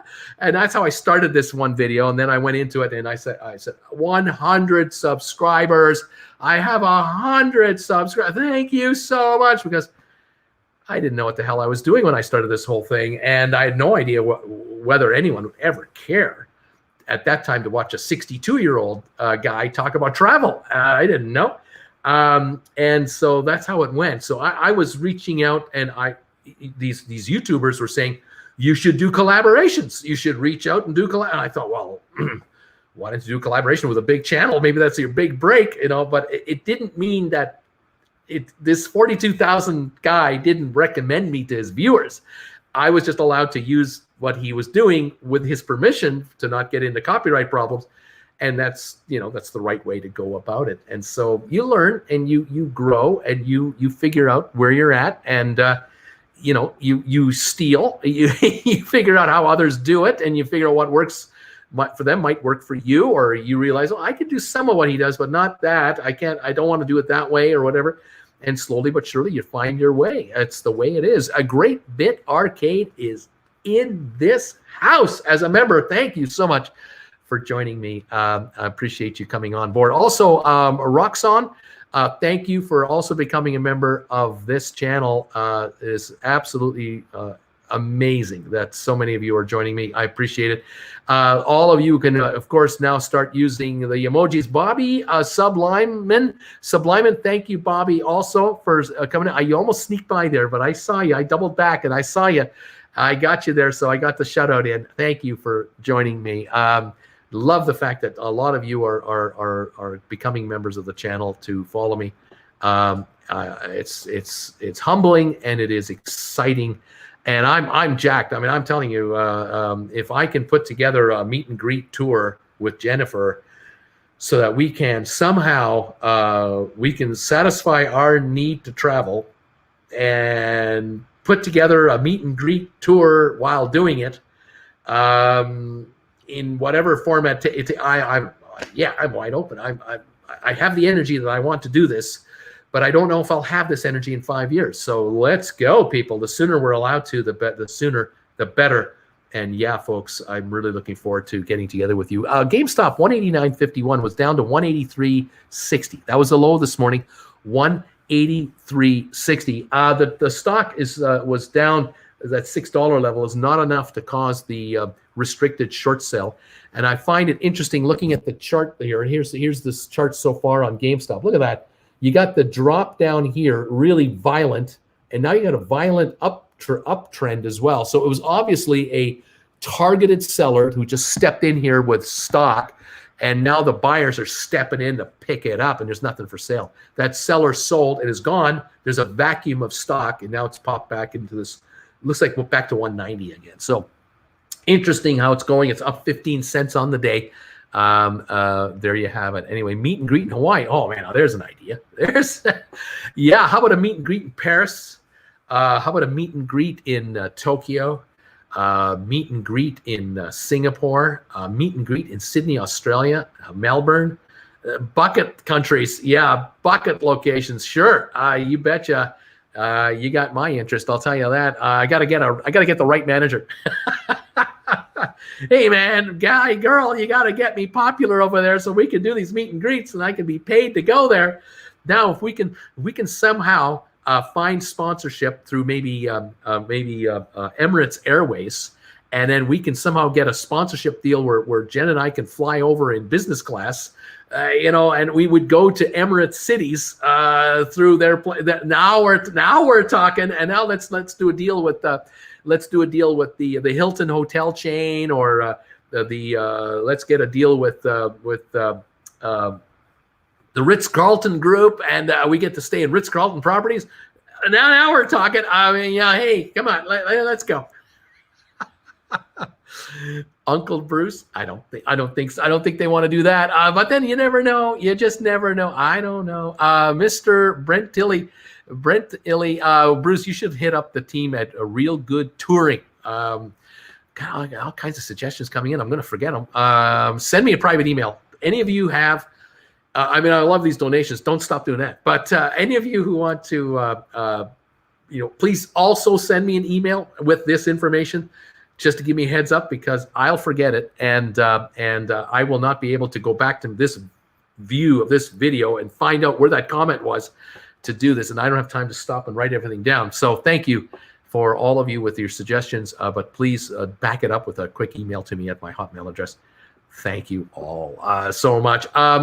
Bruce, you should hit up the team at Real Good Touring. Then I just bought 20 shares of Gore's Holdings and 5 of VGAC. I'm so excited to watch these SPACs merge. Thank you, Uncle Bruce, the People's Champ. Thank you for that kind comment. We're looking right now on a couple of stocks here. GameStop is down 76 cents, no big deal, down 37 cents at 189.45. AMC down 41 cents to 980, not looking good on AMC. VACQ down 19 cents, that's Vector Acquisitions, that's backed off a little bit after a good couple of days. NavSite up 4 cents to 10.06. Social Capital, that's IPOE, 17.54 up 39 cents. That will probably be the first SPAC merging with SoFi. That's a SoFi merger. That company will be called SoFi. That should be done sometime, I think, next week. It's imminent. Well, as soon as I know, I'll let you know. As soon as I have that date. Gore's Holdings, 14.12, up 41 cents, and that's the Matterport 3D imaging company. Very exciting. VG Acquisition, up 3 cents to 10.20. That is a bargain price. That is Richard Branson's SPAC. And that's going to be 23andMe on the New York Stock Exchange with $950 million in their treasury to start their life as a public company. They're going to be really active, very active, a lot of press. SVAC Starboard Value up 2 cents to 9.95. Fortress Value up 8 cents to 10.05. Nice to see. The one is over 10, the other one not yet. Vanek up $7 for the semiconductor fund. Home Depot only up a nickel. IBM down 58 cents. The Dow up 85. Microsoft up 5.29 a share to 241. That's the momentum from that Army contract they got yesterday for 20-something billion bucks. Tesla up 16.72 up to 684. Apple up 99 cents to 123. So that's pretty good here. For now, the Dow is up 80, as I was saying here now, as I was showing it, and I'm looking at S&P up 27 and NASDAQ up 188. That's what I have so far this morning. Lots to keep on top of here for you, and thank you all for your comments, well wishes, and these super chats that are just they make all the difference. Thank you, Mark. Hey, Bruce, feel free to pronounce my name however you'd like. Marky Plier. I'm Mr. M. How are you? I'd be happy to help you with any YouTube related things you might need. We'll reach out soon. Love the streams. Oh, please. You're always just send me an email. Anything. I'll give you my phone number. We'll talk. No big whoop. We'll talk. I would love to talk to you. Oh my gosh. For this guy to be able to talk to a large YouTuber is just a gift from heaven. It's a gift from heaven because we don't get contacts at YouTube to talk to, not until we become much larger, and we never know if, when, or how that'll happen. But to be able to speak with an actual YouTuber of note, this is a big deal. This is big stuff. Thank you so much for reaching out. And yeah, I'll be checking my email every hour. No pressure, but send me a message. Yes, indeed. All righty. Thank you, everybody. Oh my gosh, too much fun. Anyway, thank you guys so much. All of you who are here today. Man, it's just a treat being here with you, as it always is. I wouldn't want to do it. I don't want to do anything else. I have so much fun doing this. $190.47 on GameStop, by the way. Those of you who want to know, we're up 59 cents on the stock now. Yay, we're ahead. But boy, AMC, oh man, $9.92 down 29 cents. It got down to $9.56 today. 24 million traded. That's heavier than yesterday, much heavier by this time, same time in the day. So this stock is getting a sell wave here. That's not good. I sure hope it gets better. It has done the V wave. Look at AMC. It did come down, but now it's got this recovery. What will be the recovery? I don't know. I sure hope for the best, though. Man, oh man, 24.5 million shares traded. That is heavy volume. If a seller got blown out, great.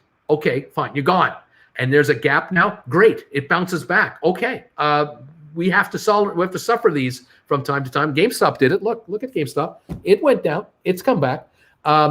Goodbye. Thank you for being here. Sorry you didn't want to stay. And hey, welcome to the bargain bin. Welcome to the bargain bin, folks. Here's the deal. People are taking advantage of the offer. It's now 190, 191. That's great. But what we don't want to see is 2 steps down, 1 step up, 2 steps down, 1 step. We don't want that. And I don't think we're getting that on GameStop. I fear, unfortunately, about AMC. This is the week, and look how look where we are now. This is AMC for a month now. It had a run. It popped up there to that 14 range, got to 14.30, something like that. But now look at the give back. You don't like seeing this. And this is the 3-month on AMC, of course. Went from 0, like very low prices in early January, took the shot over to 20, came back, took another partial, but it couldn't match this. And now it's weakening. Now, I will be fair. Those of you who say, oh, he's always picking on AMC. He's not talking about his GameStop in the same way. I will talk about GameStop in the same way. Just let me give you a second. Let me just get my messages sorted out here. Mark, thank you, buddy. Thank you for that message. I'm going to take you off the air there. All righty. Quick peek. I'm just trying to keep up with everybody because these messages leave me. Aaron, morning, Bruce. Max pain for options is 190. Can you explain on your viewers why that will likely cause the stock to close at 190 today? Max pain for options. Why? Well, I'll get into the options in a minute. And then David, I just subscribed to Mark's channel. The force just got stronger for all of us. There you go. Marquee player. Fantastic. I'm glad to help that little channel out over there. Fantastic, everybody. Love that, and welcome all of you to the show here. Okay, so GameStop. All right, let's be fair. The AMC people will be mad at me because I'm not being hard on GameStop either. This is early January, but here we are. Let's get back here. Yeah, okay. January for GameStop was here. Everything's backwards for me. We saw the run. I didn't really want this, but it happened. It was just insane. And then backed off to that 38.50 range, and where Kevin Gill came back in, and then up to that 346 where we got attacked, and we see the attack here. But now it's here, and people will say that's just like the AMC chart. It's the same thing. Yeah, you could say it's similar. Yep, I agree with that. But going forward, will the two companies stay similar? That's the question. And GameStop has definitely got its corporate plans. AMC has its corporate plans. And then the virus has its plans. And this is where there's a divergence possible that I worry about. And that is the future of these variants. Here in Canada, just so you know, where I am here, we are in a new lockdown here in British Columbia, where I am. We just recorded yesterday the highest virus counts ever, and that was yesterday. And we're getting vaccinated around here. I mean, they're vaccinating down to the 70-year-olds. I'm about to be eligible to get mine in the next few weeks. We're vaccinating like as fast as we can. We're isolating as best we can, but we hit the new high yesterday.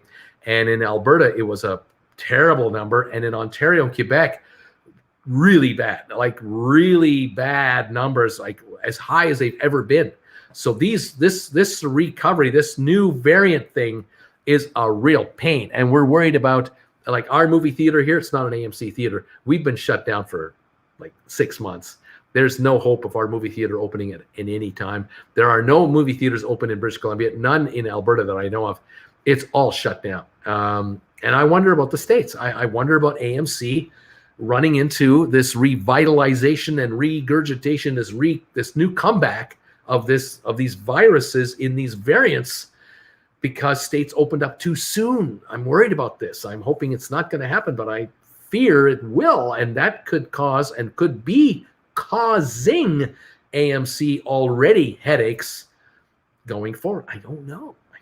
I don't know. I have a lot of viewers that own AMC because they own GameStop too. And I want both of these shares to do really well. I really do. But one will definitely be affected if there's another shutdown. The other one is online and is emerging as an online player and has that game plan to keep going, and they don't need to raise any more money. They don't need any money. They haven't raised any money last year. Where AMC, if they have to shut down again, a bunch of theaters may need to raise additional cash that they hope they didn't have to because they wanted to survive on their cash flow. We will follow this and see where this takes us. So anyway, guys, thank you. And please don't be angry at me as I give you my opinion on AMC. David, 4,112 viewers. Let's get those thumbs ups for Bruce. Oh, please do. If you have a chance today, please do hit that thumbs up button for us. We would love that very, very much. All right, let me take a look at the markets again to see where we're at. 192 on GameStop. Yeah. 191, 192. Come on, baby. Get up there. Let's go. Dow up 65, 68. S&P up 31. NASDAQ up 232. Someone asked me earlier, what was it like being alive during the Apollo space missions? I'll tell you. I was 10 years old in 1965. By the way, cheers for all of you picking up these items from Red Bull. I had one of the best teachers that I would ever have in my lifetime in 1965. I didn't know it at the time. He was pretty cool. Mr. Atkinson was his name. I'm sure Mr. Atkinson today is resting peacefully somewhere because he was older, but he was the best I had ever had up until that point in time. I had just nightmare teachers for me personally, nightmare teachers for me right up until grade 4 when Mr. Atkinson was my teacher. And this man was ex-military, ex-British military, and he loved the space program. And we were following the Gemini program. This is 65, the 2-man space capsule. So we had done the Mercury program. Now we had 2 guys going up at a time. And we were following the Gemini space program. And this guy, he was incredible. He could teach whatever he wanted because it was the one teacher for the whole day. You just had one. You had your teacher the whole day, every day. And so he fired up the chalkboard, and he had the big, here's Earth, here's the moon, and here's what we're doing. And they're showing the launch and drawing the circle around the planet and drawing the Gemini spacecraft and then what they were doing. And they had 2 up at the same time, and they would rendezvous. Are you kidding me? We'd send 2 rockets up. One went up, and then a few days later, the other one up. And then they met each other in space, and they were beside each other going around the planet. I mean, what? How do you do that? Are you kidding me? I mean, not even Star Trek was doing that. I mean, come on. And he was explaining to us the whole program, and then he was telling us the future, Marty, the future, Marty. This is what's going to happen next. They're going into a 3-man Apollo rocket, and that is the rocket that will take man to the moon, Marty. The moon. In 1969, they were estimating that man would land on the moon. That was 4 years down the road. I would be 14, and I'm thinking, 14? I'm only 10. I can't imagine being 14. I'll be this tall, and I'll have hair. I'll be married with children by 14. What's going to be happening to me at 14? Oh my God, my life is so different. I couldn't imagine it. What are you talking about? Grade 8, grade 7? I can't. I can handle it. I'm barely handling grade 4. What are you talking about? I'm going to be in grade 8. Get out of here. So Mr. Atkinson was really inspirational in that regard. So yes, fast forward to 1969, the Apollo missions.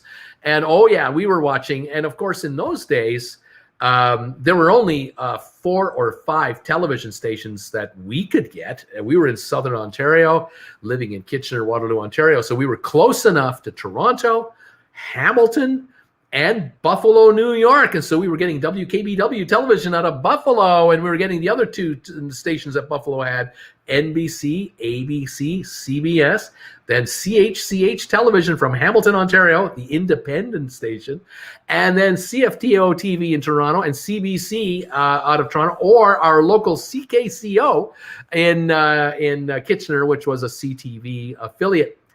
And we're watching just with our dial, you'd snap the TV. Well, on CBS, rocket launches were live. And who were you watching cover the rocket launch? Walter Cronkite, the most trusted man in America. If Walter Cronkite said, this is what's happening in Vietnam, you knew that was what's happening in Vietnam. There was no fake news. There was Walter Cronkite, and he was the cover the newsman in London when the bombs were coming down from the Germans.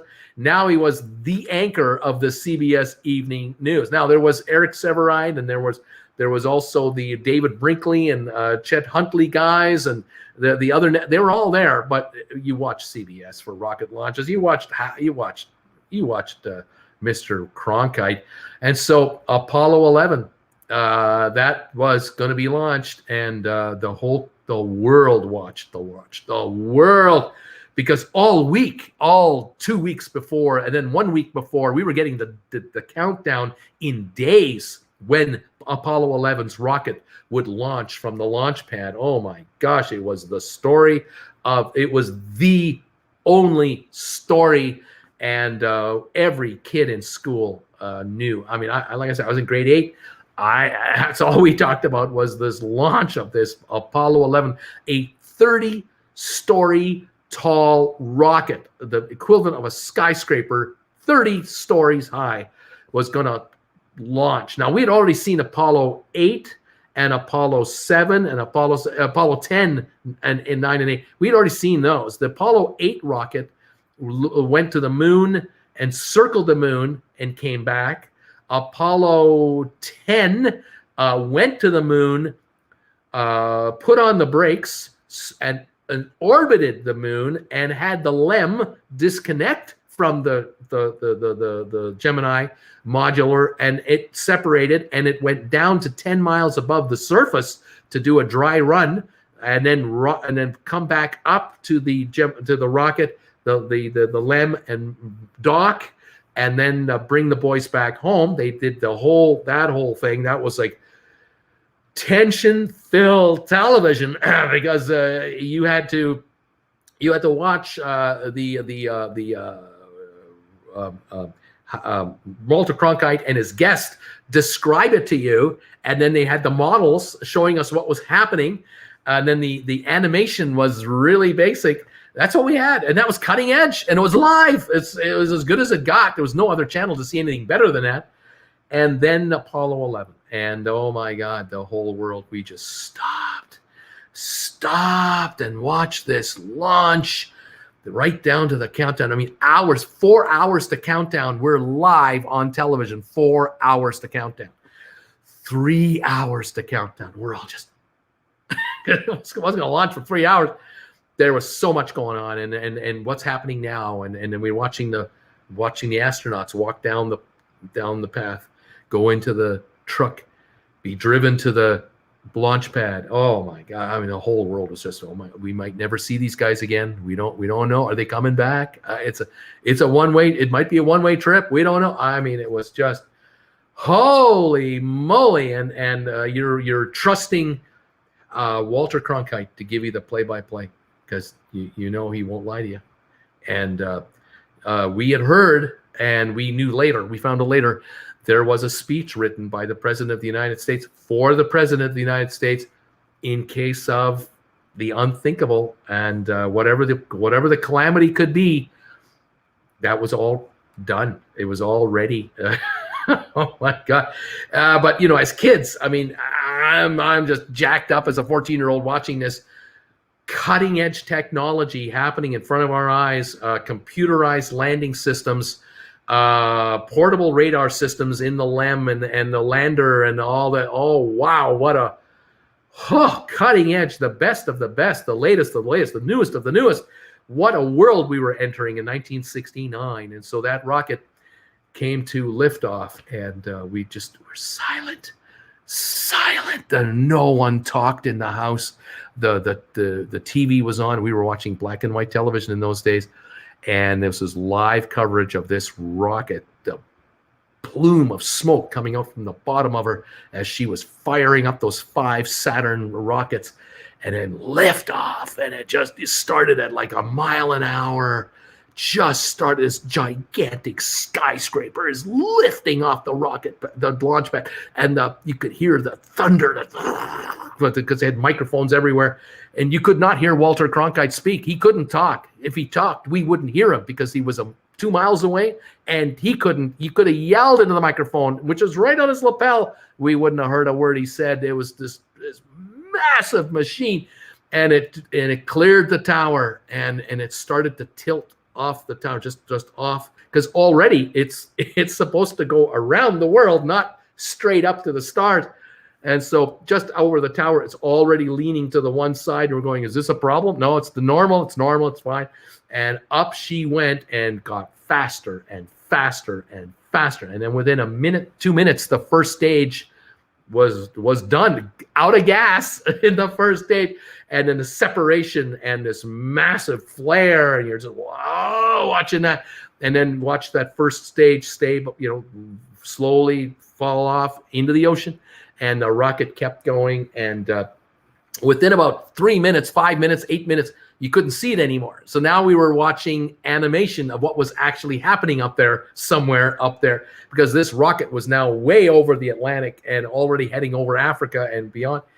Just amazing. And so now we were getting updates all night long, and then they were live on television that next day from the cap. I think they were showing us from inside the capsule.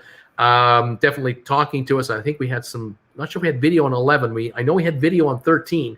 If you saw the movie, they had video, but by then the country didn't give a darn anymore. But 11, everybody watched 11. And they then did this interplanetary fire up, which is, again, one of those, you guys are leaving the Earth's orbit, and we can't come and get you if there's a problem now. You're on your own. And they fired her up, and they went into interplanetary trajectory, and now for 4 days we're waiting and getting updates, and then into orbit. They had to fire the rocket at the back of the moon to slow her down, keep her in orbit. That worked out, and then they were circling the planet. Now we're going to bring out the LEM, and we're going to put the boys in the LEM, and we're going to bring the LEM down to the surface. Today's the day we're going to land on the moon. Oh my God! Well, everybody was watching their TV that day, to say the least, and again, it was all verbal. Even though we were watching television, we weren't seeing it live. It wasn't available live. There was not cameras showing this. There were film cameras filming it that we got to see when they got back, but not live as it was happening. So we were, again, watching experts showing us what was happening in the animation and telling us how many miles from the surface and so on, and how fast they were going, and then the landing. And oh man, the landing, that was just so tension filled. You could hear a pin drop in our house. I mean, no way could no one dared speak, because my dad had that look, that one look at what he was he had this look. You did something wrong, or he wanted you to shut up. He would just do that. That was it. That was all Dad had to do. And the house went silent. And this rocket, this LEM was landing, and then they landed it. One small step for man, giant leap for mankind. Oh, wow. We're just going, I can't believe it. They're on the moon, but no pictures. No pictures. The first picture from the moon was when he was coming down the stairs. That's when we had a broadcast happening with the camera on the leg, one of the legs of the LEM. And we could see this grainy image of him coming down, and they're telling us what you're looking at. This is what you're seeing. He's walking down the steps. Oh my God. I mean, the world was just captivated completely. And then, of course, he was on the surface for a while. Then the second gentleman came down, and they were walking on the surface. They set up a camera on a tripod we saw the cable from the LEM all the way here, and they put up the flag, and then the president's phone call, and then a few experiments. And they were only on the surface for 3-4 hours. That was it. That was the whole deal. Back in the LEM, and they fired off the planet Not sure how many hours after that. It's all now so far back in time. They fired her back up, and the rocket worked, and they left the surface, and they were able to rendezvous with the mothership and transfer the rocks over and everything they needed, and then the LEM was let go, and they fired the rocket up to come back, and they made it back. Of course, they landed. The landing was a big deal. The president of the United States was on the aircraft carrier where they were to land and waiting, and it came down. It was flawless. And then they picked them up, and they had them on the helicopter, and they had them in these environmental suits so that no one would breathe their air, and vice versa, because we didn't know what moon germs they were bringing back, and into an Airstream trailer kind of unit that was all sealed off. And then the president was talking to him on a microphone stand, and they were behind the glass and waving at him. And that's what we saw. And then they were in quarantine for 2 weeks, I think it was, and no problems. They didn't bring any moon germs back, no issues. And then the world tour. They went on they did the parade thing throughout the United States, and their lives for the next 6 months was a zoo, complete zoo. We had no idea. These poor guys had to now do a parade after parade after parade, and did a world tour to visit all these countries, and they must have been sick of it by the time it was over, and they wanted to just be left alone for a while. I could totally get that, but these are the first guys that went to the moon and back. 2 of them walked on the surface. What do you want?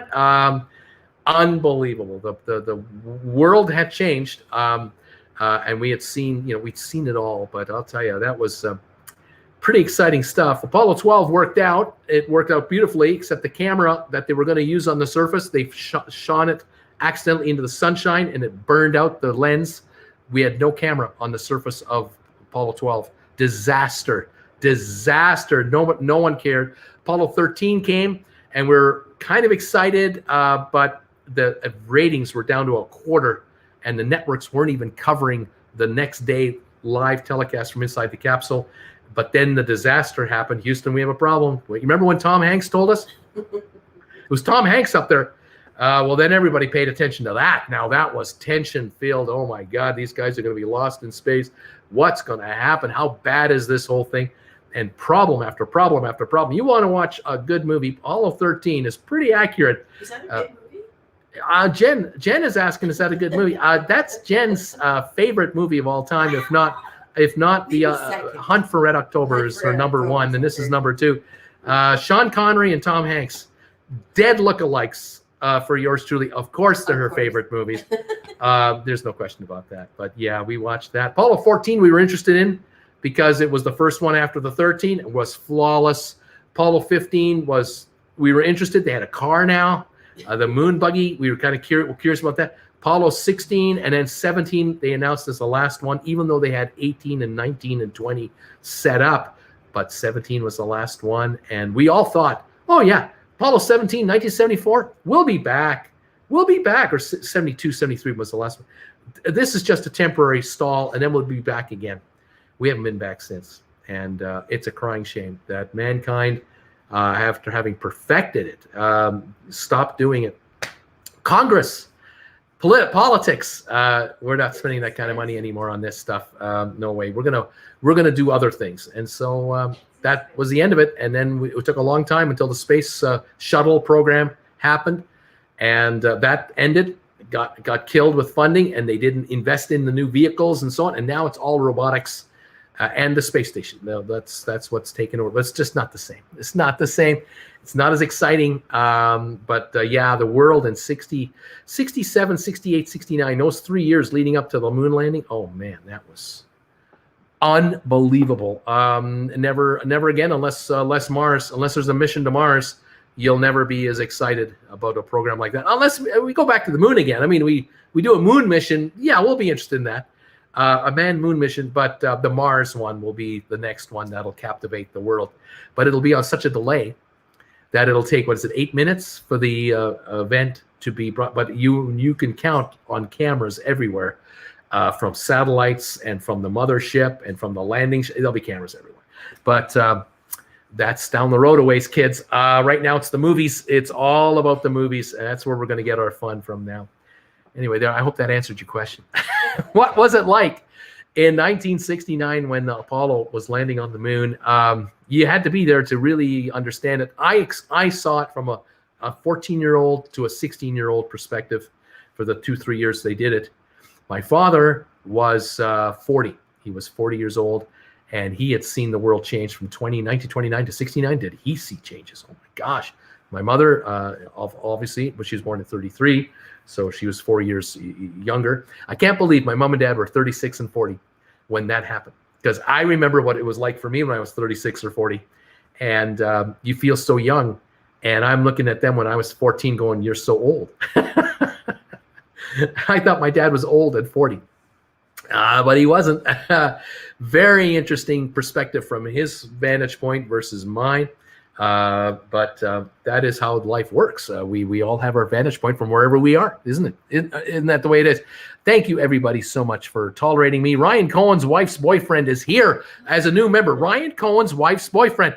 Fantastic. Now we're going to get insights. We're going to get news. We're going to get deep background what's going on here at GameStop. This is good stuff. Welcome to the channel. I'm glad you're here. Adam, Max Payne equals the price where most contracts written will be expired worthless. Also, I'd like to tell you, I'm a big fan and you rock. Thank you, Aaron, so much. Today is option expiry day. That is true. And the stock is 190.04. It's right at that level and nothing much is going on. Jen, how are you? Today was my grandmother's birthday. She has long passed, but yes. Grandmother, that is no more. Her birthday was today. How old would she have been now? Old. She wasn't ready. She wasn't ready. Well, okay. Is it Wrong answer. Well, she wasn't ready. About 130. About 130. If she'd have taken care of herself, she'd still be with us here today. But you know, I heard a joke. Who was it who said this joke? I think it was. I love watching Jerry Seinfeld, Comedians in Cars, Getting a Coffee. I just love that series. Jerry, you got to keep doing that. And I'm sure he is. But he had Alan Klein, maybe, Alan King. Alan King. He had Alan King. I think it was Alan King. And there was a clip of Alan King on stage. And I'm not sure if it was in this series or somewhere else, but I saw him do a joke that I still just love.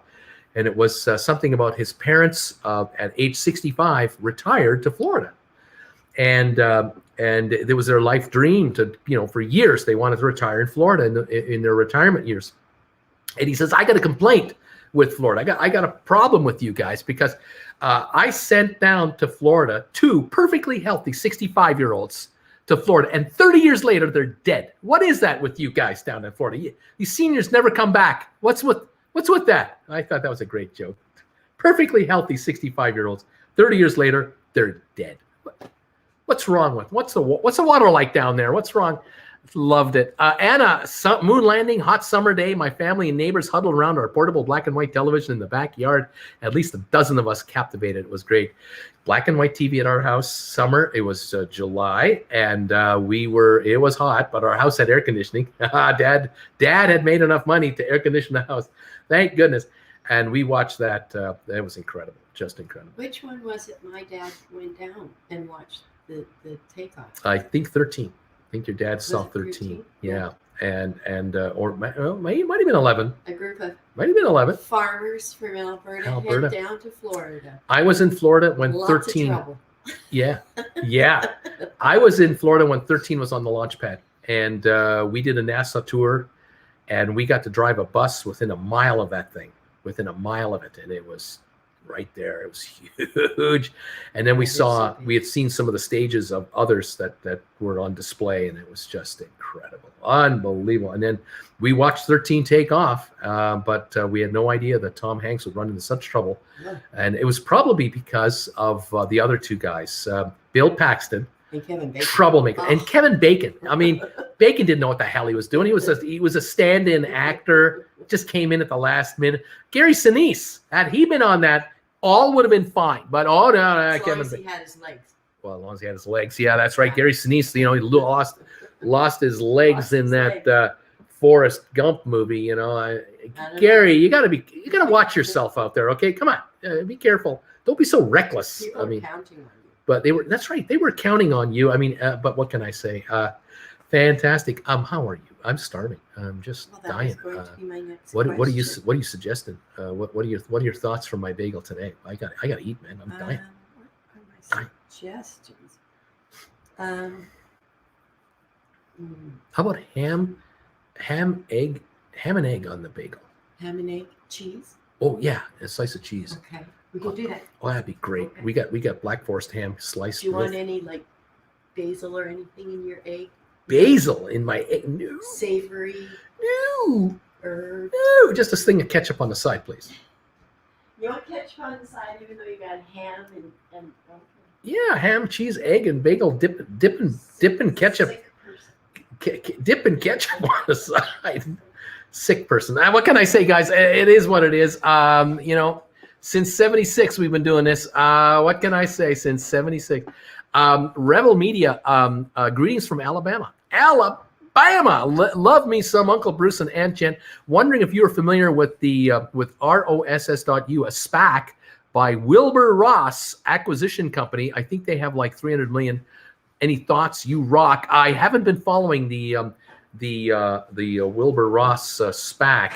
Not at all. I don't know anything about it. I'll have to look into that one, but no, I have not.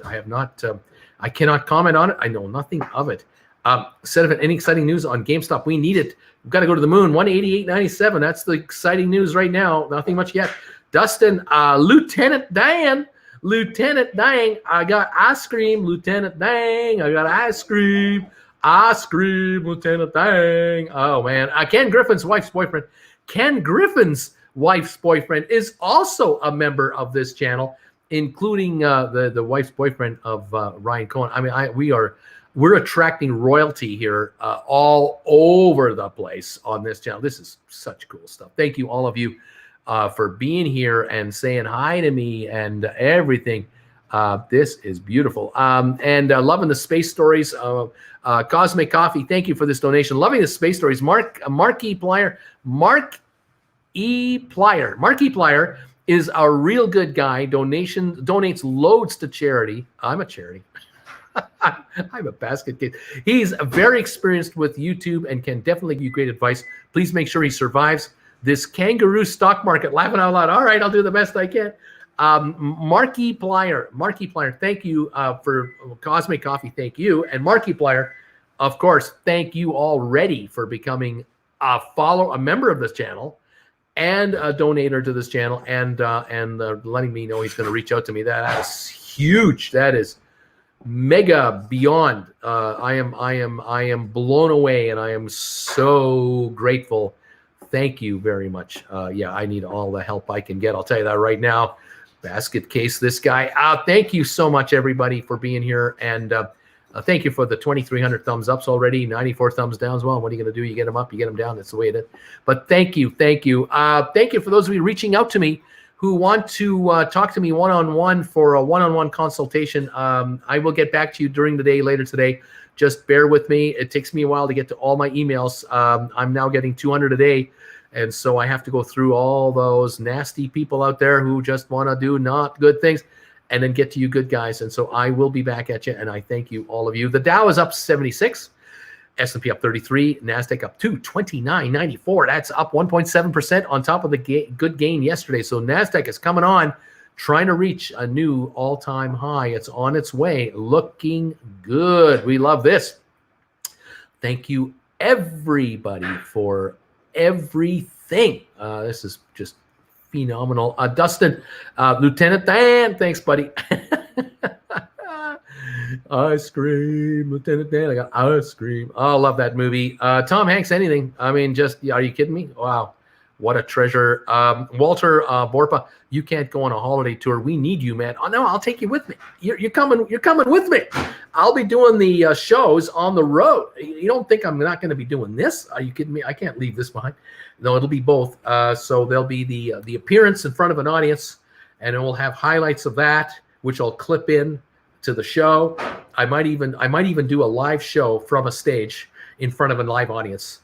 And then you guys, I'll just hold a camera behind me, and I'll do the selfie, and then behind me is the audience sitting out over there. So if you folks coming out to see me live, you're going to be on YouTube, and can wave to everybody. How you doing? It's going to be a lot of fun. I'm really looking forward to this. Hopefully this can happen. But I definitely need help with management. There's no ifs, ands, or buts, because I'm in big trouble. I've got problems that YouTubers want to have. A lot of viewers, a lot of members, a lot of excited people. I do the one-on-one consultations, and I'm on the air live, and I've got videos being made on the side, and I've got so much to do social media wise, and then the personal appearances, and then I got my other channel, Traveling with Bruce, which is for cruise ships, where we want to do cruise ship holidays, and you guys will know about those. If I can put a group cruise together and throw a bunch of you guys into this cruise, then we'll just take over a cruise ship and just run amok for a week. That'll be kind of fun. We'll get kicked off and never be allowed back. We don't want to do that. No running amok. We'll behave ourselves. But it would be kind of neat if there's 300, 400, 500, 600 of you guys coming on a cruise with us. We'll just take over the big auditorium.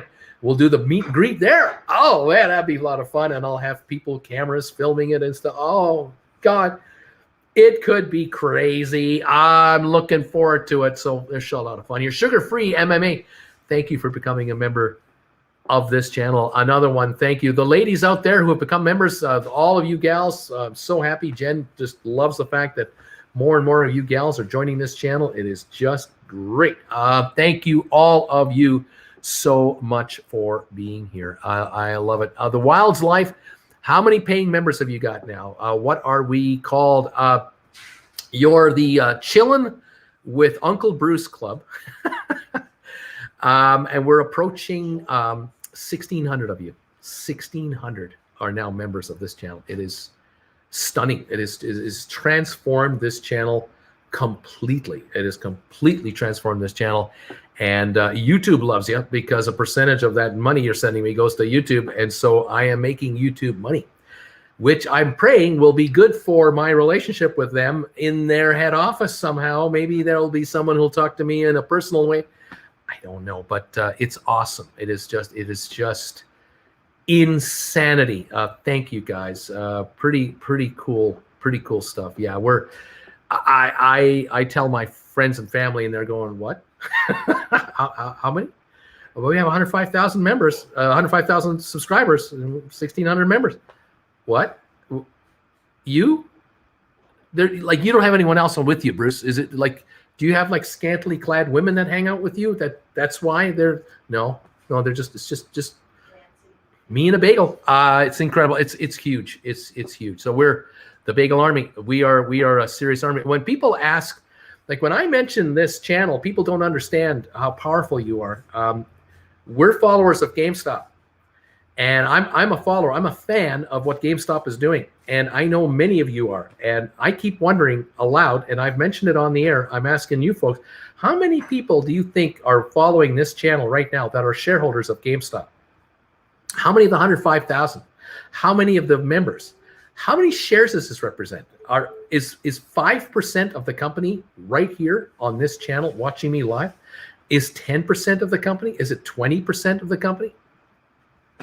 I don't know. How many shares are represented by you folks with me right now? So when I bring you news about GameStop, is a tenth of the company figuring out instantly what's going on with GameStop, or is it a quarter? Like I don't know. I don't know how powerful this channel is. I really don't know, but I know a lot of you, like all of you. I own it. I own stock. All of them, Bruce. I'm here too. I'm here. Oh, Billy. We've got. I'm nominating you as a new CFO. 15% of the company. I have 130. We have shareholders here. A ton of shareholders. I got 500. There's a ton. We own it all. A split would be nice. I've got some shares. Hey, Bruce, what will happen next? The GameStop shorts did not do anything big yesterday. Greetings again from Holland.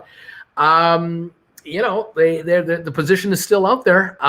There's a whole bunch of folks who are short stock, and they are in trouble. I think there's at least 100 million of the 70 million represented here. There's 150 million here of the 70 million that exist. I like the stock. I tell you, how many shareholders, how many shares are here? Here's a good comment right here. We are GameStop. That right there. We are GameStop. Yeah, I don't own a single share of GameStop, not a single share, but I represent a bunch of people who are shareholders of this company. I bet you I keep a lot of you informed of what's going on. It's unbelievable. So like I say, we have got some real power here, and I know that if whatever I say could have an influence, and I'm trying to be as respectful as at all times about any public company I mention. But I also try to say it like it is. I try to give you folks the goods as to what's really going on.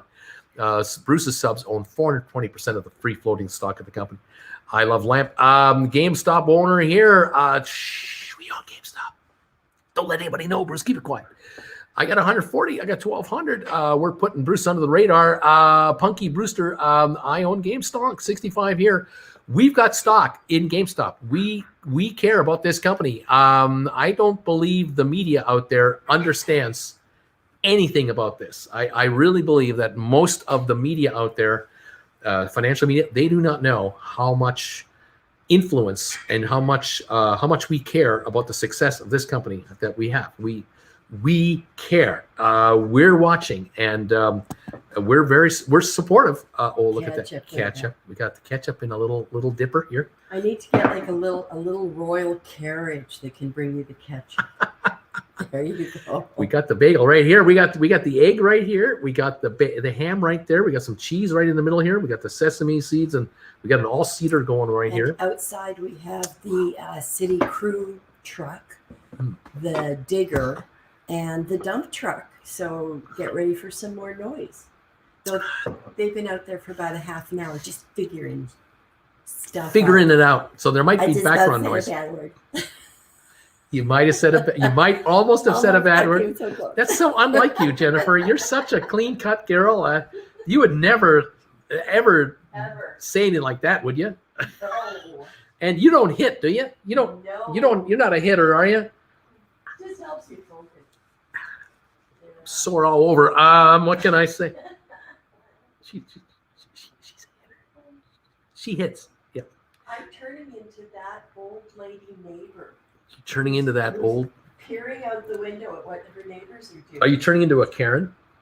Oh, is that what you I don't know. I'm not sure if she's turning into a Karen or not. She could be. She has Karen tendencies sometimes. I don't know. Cheers from this channel to all of you out there. It's time for a bagel. I have a Karen. I have Karens that follow me that I adore. There's a particular Karen that I really like a lot. She knows who she is. She's not that Karen. She knows the kind of Karen she is, and she knows that I love her, and her husband knows I love her too, and it's okay with him. By the way, it's love him more. Well, yeah, exactly. That's true. That's true. I love him too. Anyway, it's getting all mushy around here now. It's getting very uncomfortable. You're getting yucky. Anyway, thank you all for being here. 188.43 on the GameStop. What is the stock going to do when I eat this bagel? Is the GameStop stock going to take a shot here? What's going to happen? Karen, damn, going to dip again. I have a million shares to myself. Is anyone in Florida around here? Anyway, yes. Welcome all of you GameStop shareholders who are here right now. And all of you are becoming members of this channel. Every time a new member joins up, it just blows us away even more. And we thank you so much. And this is why we are thinking, Jen and I, oh man, if you're going to do a tour, boy, you do this like 6 months from now, a year from now. By the time you do a tour, you're going to need seats for 1,000 people per city, maybe more. I mean, it's going to be nuts. It's going to be insane. I'm excited. I'm amazed. If someone actually wants to take the time to add it up, then somebody has too much free time. That's true too. I agree. Bruce, you almost slid your ketchup all over a computer while displaying. Be more careful, Uncle. I know I didn't do that. I was way back here. It's all good. We're all good. Cheers. Woohoo! Yeah.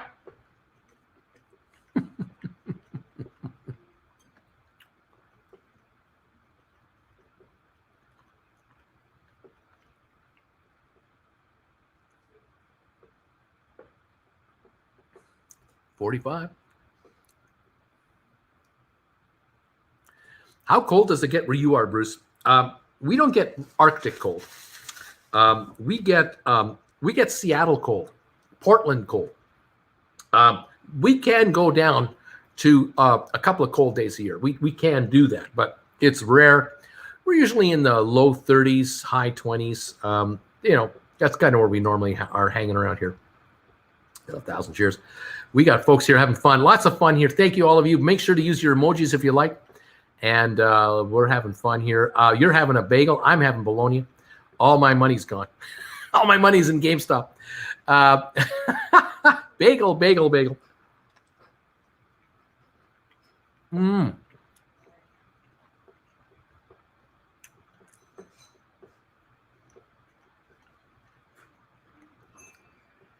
Best vacation ever.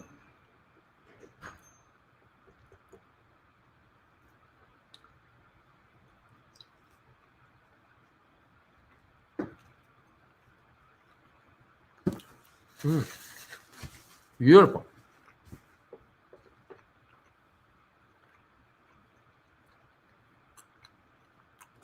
Ethan, thank you.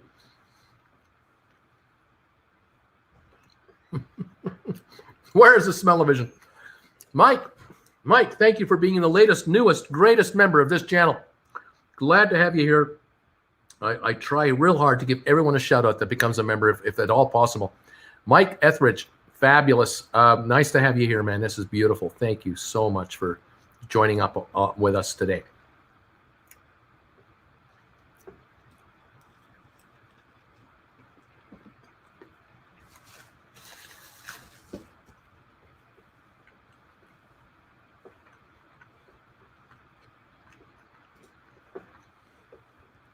Here's a really good question. It's a bit off topic, but last year, oil went negative. Can you tell us what the heck happened there? That was something.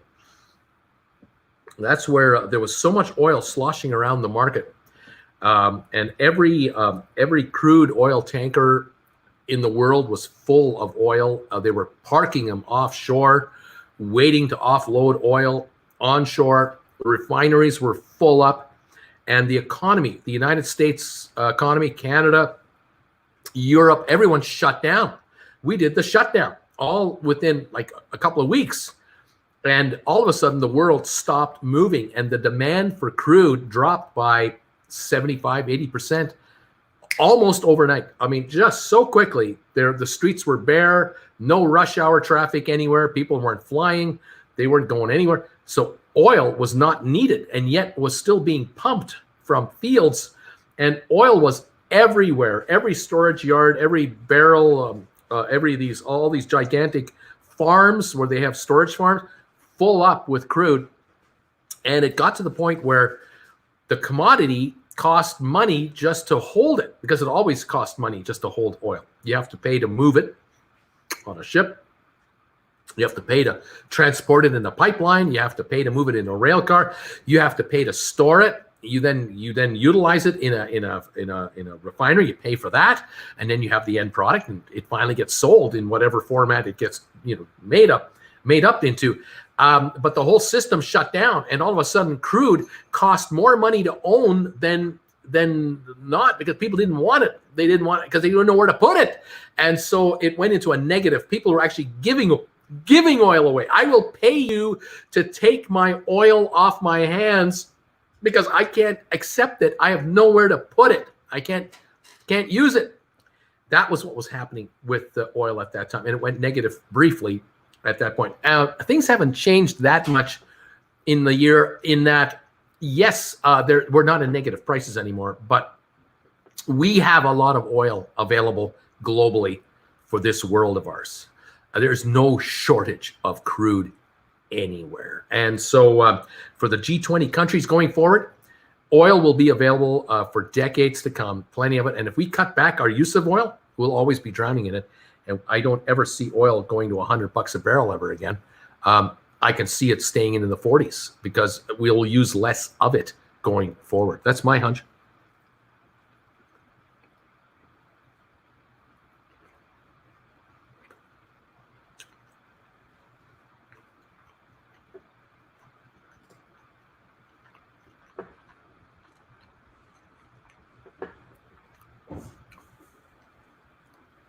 I'm also hopeful that oil will not be needed to make electricity.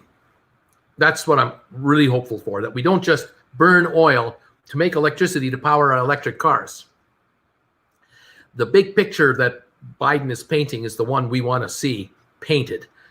Get electricity from the sun, from the wind, from hydro, preserve electricity by being more efficient with our buildings and our homes, using less power to keep it cool, less power to keep it warm, and have electricity for vehicle usage, not fossil fuels. So that's natural gas, that's crude oil. Hopefully we can do it that way going forward.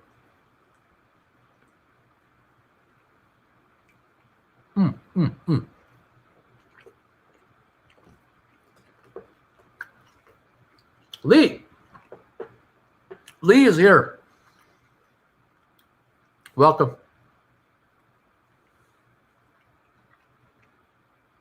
New member Lee Timmerman has joined the channel. Thank you for coming in here. Beautiful. This is fantastic.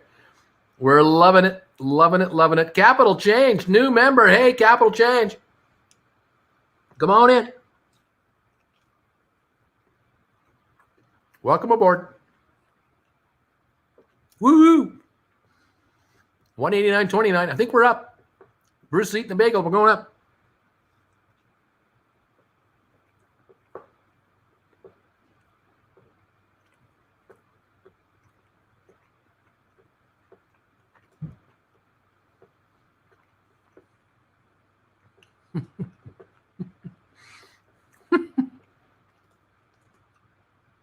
Thank you, everybody.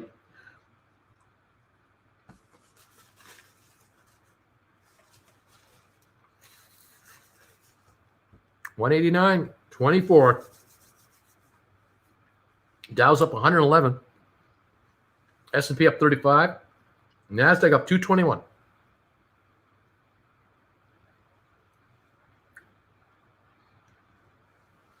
Okay. One half gone. The other half coming up now. Going to finish this bagel. Oh, it looks so good. You see the cheese there? The egg and the ham down here. Oh, and it's covered in all these. You got the sesame seeds and the poppy seeds. And oh, this is delicious. Delicious burger. A delicious bagel, I should say. Not a burger. The bagel. Fantastic. Love it. Thank you all for coming around here. And Randy just primed my account with funds to snap up this GameStop dip. Any forecast in mind for April? We got a lot of news coming. The big news right now I'm waiting for are the new directors. Who are going to be the 8 new directors replacing the 8 directors leaving the company?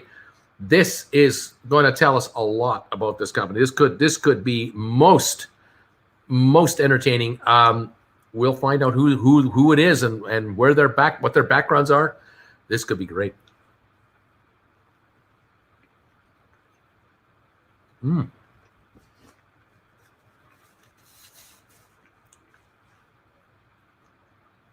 Love it. My tummy's rumbling, Bruce. Just had my bagel. I'm hungry now.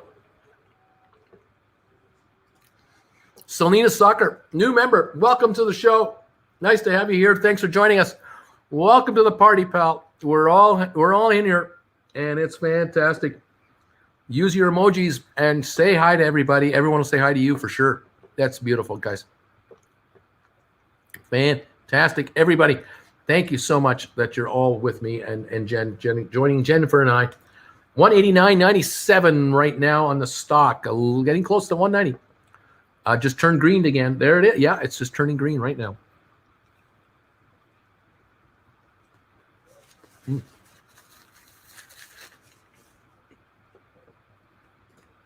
Oh, yeah.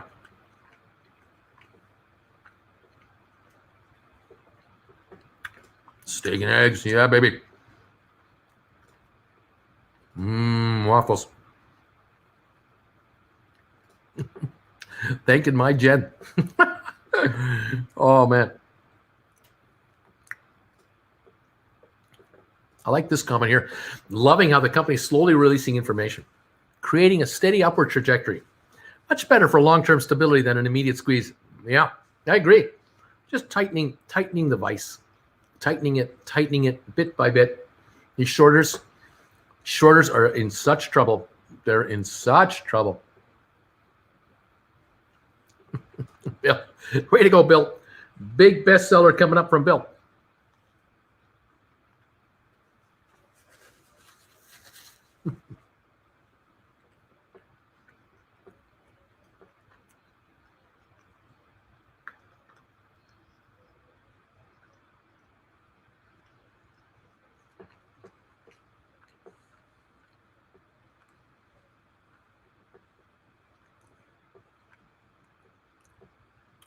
AMC CEO going to issue $500 million in stock offerings. Saw it 20 minutes ago for AMC. It's down 34 cents right now at $9.87 a share. And let's see if it's showing anything else here. There we go. Volume of 34 million shares. CEO seeks approval. Headline to raise money for AMC.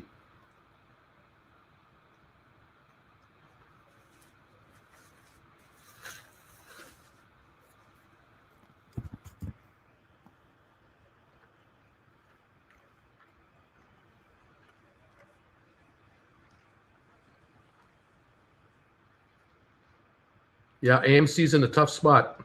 They have to have cash, and they may be in another lockdown here, depending on how these variants, how these go. It's not good. The variants are nasty, and we'll watch that. 986 right now on the stock, on AMC, down 35 cents a share.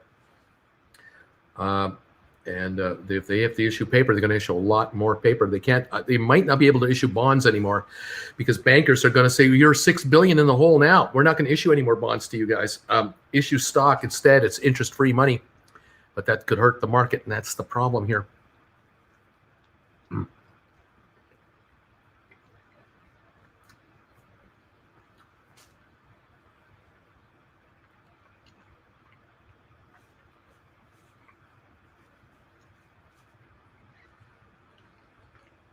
Low of the day, 956 on AMC. Now at 984. GameStop, 188.35. That's where GameStop is right now. And it's just kind of hanging in there. Down a $1.47. Nothing to be worried about. Very, very calm day.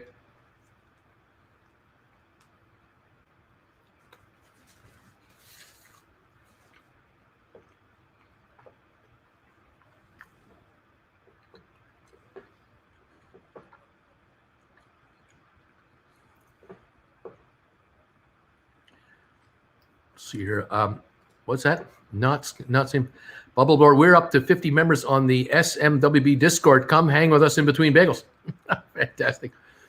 Let's see here. Moving along here. Chris Lucas is in the house. New member. How you doing, Chris Lucas? Nice to have you here. I believe, Chris, did you get my message? Am I reading this right? Hang on. Nope, I got somebody else. Thinking about somebody else. Chris, welcome to the channel. Nice to have you here. I'm glad you joined us today. This is great. Another new member. Fantastic.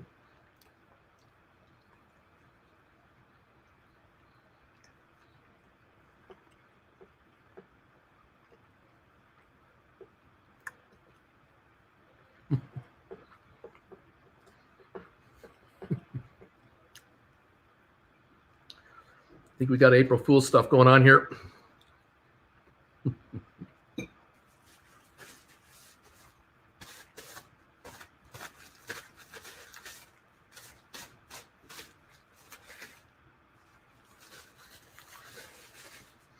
Oh man, that bagel, so good. So good.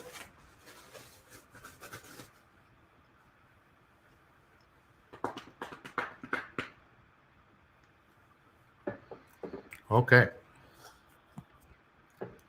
979 on AMC, down 42 cents. We'll watch that. Thank you, everybody, for waiting me out for this bagel chomping moment. Appreciate that. Thank you for your comments and becoming members and the super chats. Fantastic. GameStop is stuck in day trader territory. On the 10s, stick to the fair value forward-looking catalyst sets and forget.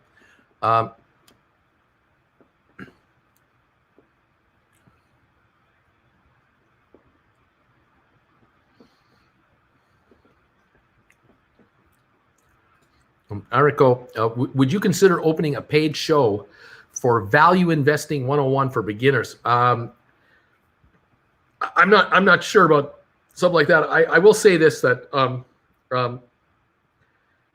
I watch what others are doing out there. You know, I've been studying YouTubers, you know, for years. I mean, obviously, I was thinking about becoming a YouTuber. I started thinking about it back in 2016, and I was studying YouTubers then, and now 2017, 18, 19, now here we are. And of course, the landscape's changing all the time. What I'm doing now on YouTube with you this minute, I could not do this in 2017 the way I'm doing it now. Lives were just preliminarily just starting. Super chats were kind of disjointed. Memberships didn't exist. You know, it was a lot different landscape. Here we are in 2021. It's a new world, and I'm just, you know, I'm in it, and I'm adjusting to it as quick as I can. Will I go to another level with something like this kind of a program? I don't know. I keep trying to. I just try to keep on top of what I'm doing now because of the fact that I go live 3 hours in the morning and live 2 hours in the afternoon. And that's a lot of effort for me to do this, and I really don't have a lot of energy now to do much more. I mean, this is 5 hours of my waking time to do what I'm doing, and for me to you know, take on another project that might take an hour or two or three of my daily day time to set up for a week or two, and then launch this again. I can't answer this question with any certainty at all.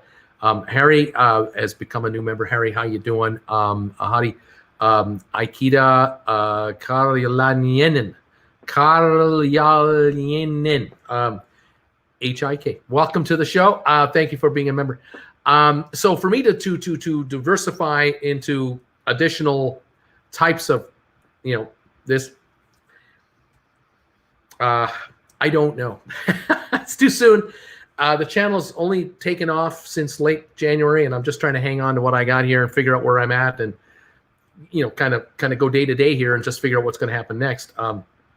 So just hang on there with me and hang around, and, you know, we'll just do what we can do.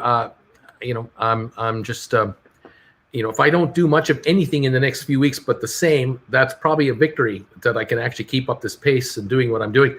But if I can, you know, shift the channel and make adjustments to make it better or address things, perhaps. But, you know, if we're going to do meet and greets and we're going to start traveling as we go forward here, I hope that'll change things up. And so I can tell you that it's unlikely things will stay the same forever. There will be changes, but I don't know when, how, what, where. It's all, you know, there's just a lot going to be happening here, and I'm just one guy trying to hang on to what's going on and understand where we're at right now. I've got a lot of stocks that I'm following, and there's a lot of news coming out with a lot of these SPACs that I'm talking to you about. So I'm going to be busy watching them as well. So it's going to be busy times. Up 117, up 118 on the Dow. Looks like the high of the day is being hit right now for the Dow. S&P up 34, and NASDAQ up 200. Very good day there. Oil up 62 cents to 59.78. So what's going on right now on the markets? 187.67 on GameStop. They touched almost 190, but couldn't go beyond it. Are they being controlled here? Maybe. I don't know. We'll see what's going on here. Brucey, do you still think that VGAC is a good play? I read an article to sell off because 23andMe is not a very profitable company. You're not buying into VGAC and 23andMe from 5 years ago. You're not buying 23andMe from 6 months ago. You're buying 23andMe through this SPAC with $950 million additional cash and a whole new game plan. That's what you're buying into. And you're buying into a company that's going to be promoted by Richard Branson and his affiliates and associates globally You're going to be followed and chased by media around the world because of the people that have already invested in 23andMe as founders. There's a whole bunch of contacts here this company has going forward. You are into the future of 23andMe, not its past and not even its present. And so I think you're going to do rather well. I like your odds of making some money with VGAC. I really like your odds. Well-funded public company with the phenomenal promotion at its beck and call. And I just do not see the 1018 price being in your future once this merger is announced, completed, and we move forward with a bunch of announcements. I just don't see the stock down here anymore. So this is a discussion that you'll remember one day. I remember when I asked him about that VGAC thing. I asked him about 23andMe, and oh man, a couple of months later, oh man, did I make a lot of money on that deal. That's more I think we're going to be down the road. So anyone who has not bought VGAC, or you have not bought Vector or Navsite or IPOE or Gore's Holdings or Starboard or Fortress, you might be regretting the time you had an opportunity to get in here when it was really quiet in that hold period, that silent period, that restricted we can't talk period that we're all in right now for all 7 of these SPACs. They cannot speak right now. You will rue the day that you didn't get any now, if you don't get any now. So I'm just telling you.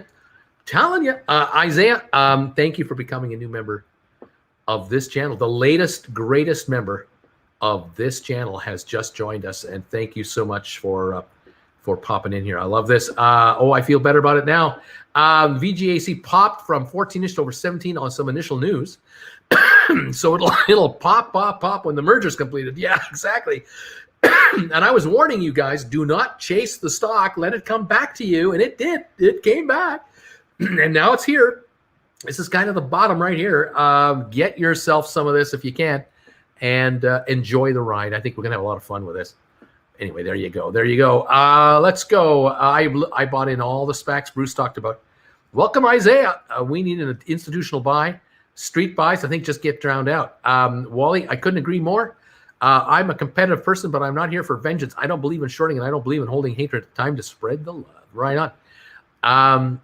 Let's see. Would love to see that for you and Jen. Speaking engagements beyond the merch. Then six $1,000 plate dinner and Bruce. You don't need the weekend one-on-one. See the country. I don't know about anything like that, but it would be nice to do to get a big room in a hotel, like a convention kind of room, and we'll have the sound system set up, and we'll have the big projector set up, and we'll have a video or two made just for you guys to watch, and have some real fun. And put me on the stage there, and Q&A, and I'll do a spiel, and then it's a Q&A session, and that's just going to be fantastic. And if we can arrange it that we can do some photo op kind of thing, we'll set something like that up off to the side, and it's going to be great. I'll get some bagels going. Absolutely, get some bagels going. Don't forget that. Yeah, I'm excited. I am excited about what could happen here. This is going to be fantastic. Let's see here. What else? Oh, Timothy. Welcome, Timothy, to the channel. Timothy Thrower. Thanks, buddy, for coming in here. The newest, greatest member. They just keep coming. They just keep on coming, guys. Thank you so much. I'm hiccuping now, so I'm all excited. Fantastic, everybody. Thank you. Oh, now we have D Slaughter, also a member. Thank you, D, for coming in here. Fabulous. Thank you for joining us. And I'd be up for this. It would be so much fun to do these meet and greets. I can't wait. Just bought 10 more. I'll make sure to wear my best shoes. Make sure my shirt is tucked in. I might make it mandatory that men have to wear tuxedos and women have to wear evening gowns. We might kind of class it up. And you can't come in. You can't come in unless you're all dolled up for like a prom. And I'll make sure the air conditioning's not working and it's really hot and humid. And then you guys will talk about this meet and greet for the rest of your lives. It'll be the one you'll never forget. I remember back in the day, I went to a bunch of meet and greets, but that one meet and greet that Uncle Bruce had, I'll never forget that meet and greet. That bugger. Then we'll be bobbing for apples. I'll bring in these big containers with water, and we'll bob for apples with our tuxedos and evening gowns. And then we'll do that. You know where you hold the stick and you have to shimmy under it. What's that called? You know, we lower it every time. Got to do that with our tuxedos and evening gowns. Oh, the meet and greets will be great. Oh, the meet and greets will be something else. I'll tell you, I'll do it. I'm getting dressed up. My wife are talking about cruising with Bruce. When that reopens, it's going to be a blast. Blazers and boxers. That's right. What? It's past. Of course, I'm wearing a tuxedo, Liz. It's past 5 p.m. What do you think I am, a farmer? Of course, at 5 o'clock, you got to wear a tuxedo. Of course, Liz Lemon. That's from 30 Rock. Classic show. Laughing out loud. Going to be a weird night. I'm coming in for the bagels, man. I'm coming in. Limbo. That's right. We got a limbo under the stick there. Oh man, Michael, just don't get hit yourself and demand a bagel buffet in the green room. Oh man, limbo. We're gonna limb. Oh man. Yeah, limbo. Full glam event. Okay, but what if I want to wear a tux and not a dress? See, now that maybe we'll make the guys wear the dresses and the gals wear the tuxedos. We'll do one. Oh man, I don't know. Oh, we could have some fun here. When Bruce posts my messages and talks about them, I feel somewhat famous. I hope he comes to Philadelphia. I'd love to go to Philly, city of brotherly love.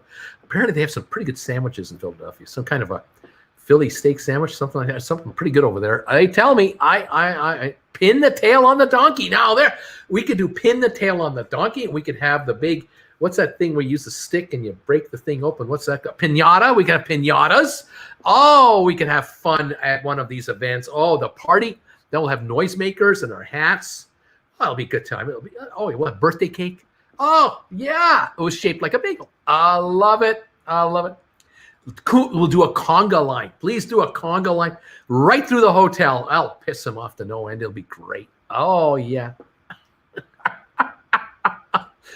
Oh, Olivia would love you just the same. Oh, laughing out loud. I'm all in here. If the tour does, if we do the tour, does Jen wear a mask? Will she have like a bag over her head like the unknown Jen?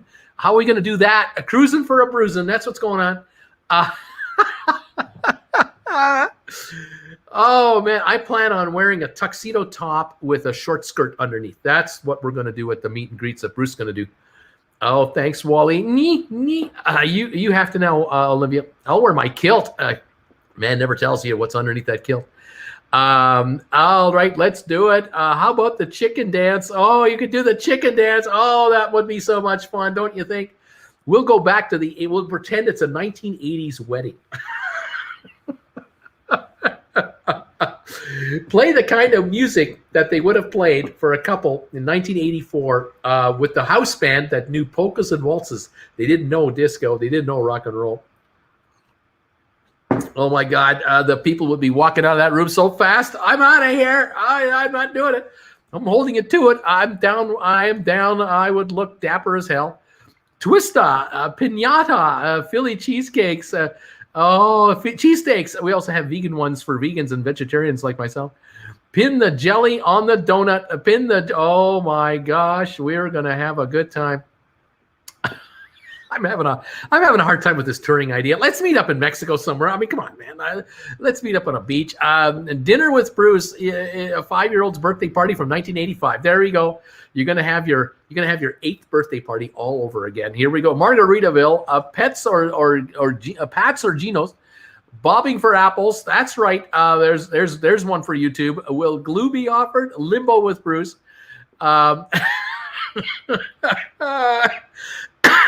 Oh man, laughing makes me cough. God, I love it here. Jen wears a masquerade. That's right, Olivia. My Jen agrees. Jen agrees. She would be in the tux right along with you. As be the way Bruce is describing it. Sounds like the parties the Wall Street brokers have in the movies. Bruce can raffle off GameStop at at HOS events, laughing out loud. Name that song in 5 notes or less. This is a great day. Bruce on stilts because he's 4'8". Who's here from Chicago? Anybody here from Chicago? Starburst Bruce. Does anyone already know that when Jen Anderson looks like already? No need for the bag. We all know what she looks like. We'll have a bag with a picture of Jennifer's face on it. She'll just look through the slip. Colin, a tuxedo with roller skates. Now we'll go booting. We'll set this whole thing up at a roller rink, and we'll have a booting get together. We'll be booting all day long. Now we're talking. We'll get the 1970s music going, Earth, Wind, and Fire, and then we'll be roller booting on that hardwood maple floor. Are there any roller rinks still around in Dallas and Houston and in Denver and in Los Angeles? I know LA there must be still. We got to do a boot and get together party. Oh, that would be the best. This is the way. Wally's World. Which came first, chicken or the egg? I always like to wear a tuxedo T-shirt that says I care about the occasion and I'm also here to party. We could be bobbing for bagels. There we go. Games. Guessing Bruce's height and weight. 5'9", 350 pounds. Visceral. Pin the bankruptcy on the hedgie. Guys could wear the bridesmaid dresses. You see, the guys could wear the bridesmaid dresses. You see, there we go. Who are those crazy people in the ballroom? Just a bunch of rich apes. They're out of control. Those folks are out of control. Oh my gosh. Michael Riley, $100 a seat, 500 to 1,000. Then March signing 1 minute max each. Those numbers make sense. Jay Ray, can we go somewhere where the weed is legal? That would be way more fun. Electric Slidey and Boot Scoot Boogie. There we go. Permantes for everyone. Premontes in Pittsburgh. Fast Eddie. Oh, no. I can't get the chicken dance song out of my head. I can't get it out of my head now. Oh, no. It's in there. It's got the worming its way in there. Oh, no. FY Bruce sits on pillows. It's not a cruise unless we play bingo. We're going to play bingo. That's what we'll do. We'll have a bingo game going on in there. Oh, we'll have fun at the meet and greet. Jen will walk around hiding behind the top part of a fence. Bruce is 4'8" at 175. Oh, D great. Yes, I must complicate things.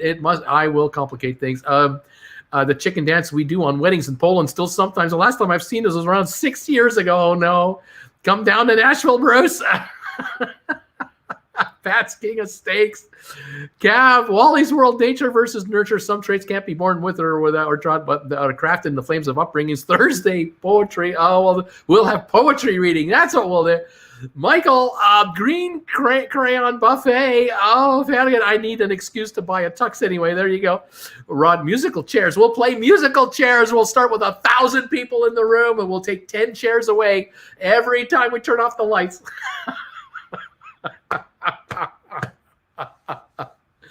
Oh no! Wally's World, Bruce Medals is shocking his market. Oh, 188 on the stock. What can I say, guys? Oh gosh, my kind of feast. Billy, only in one of my favorite flavors, red and green. Michael, 25 speaking engagements here Sunday. You and Zen see the sights. Then a late flight home. There it is. Private jet. Get out of there. Jacob, can we have cruising for a bruising on a shirt, please? Oh, man. Old Cougar buffet. Include crayons in the buffet. Feast of Kings, Chicago here. JL is in the house. I got all kinds of Chicagoans here. I love Chicago, and Chicago loves me. There's a love fest between Uncle Bruce and Chicago, no question. Also on TWB. Love the folks from Chicago over there. Nicholas, Bruce, have you considered having tickers pulled up in front of you to check other stocks for your members when they ask for some input here and there? I've considered it, but I haven't done anything about it yet. I need a manager. Once I have someone who can really handle this, we'll figure something out. Bar dancing on the hour.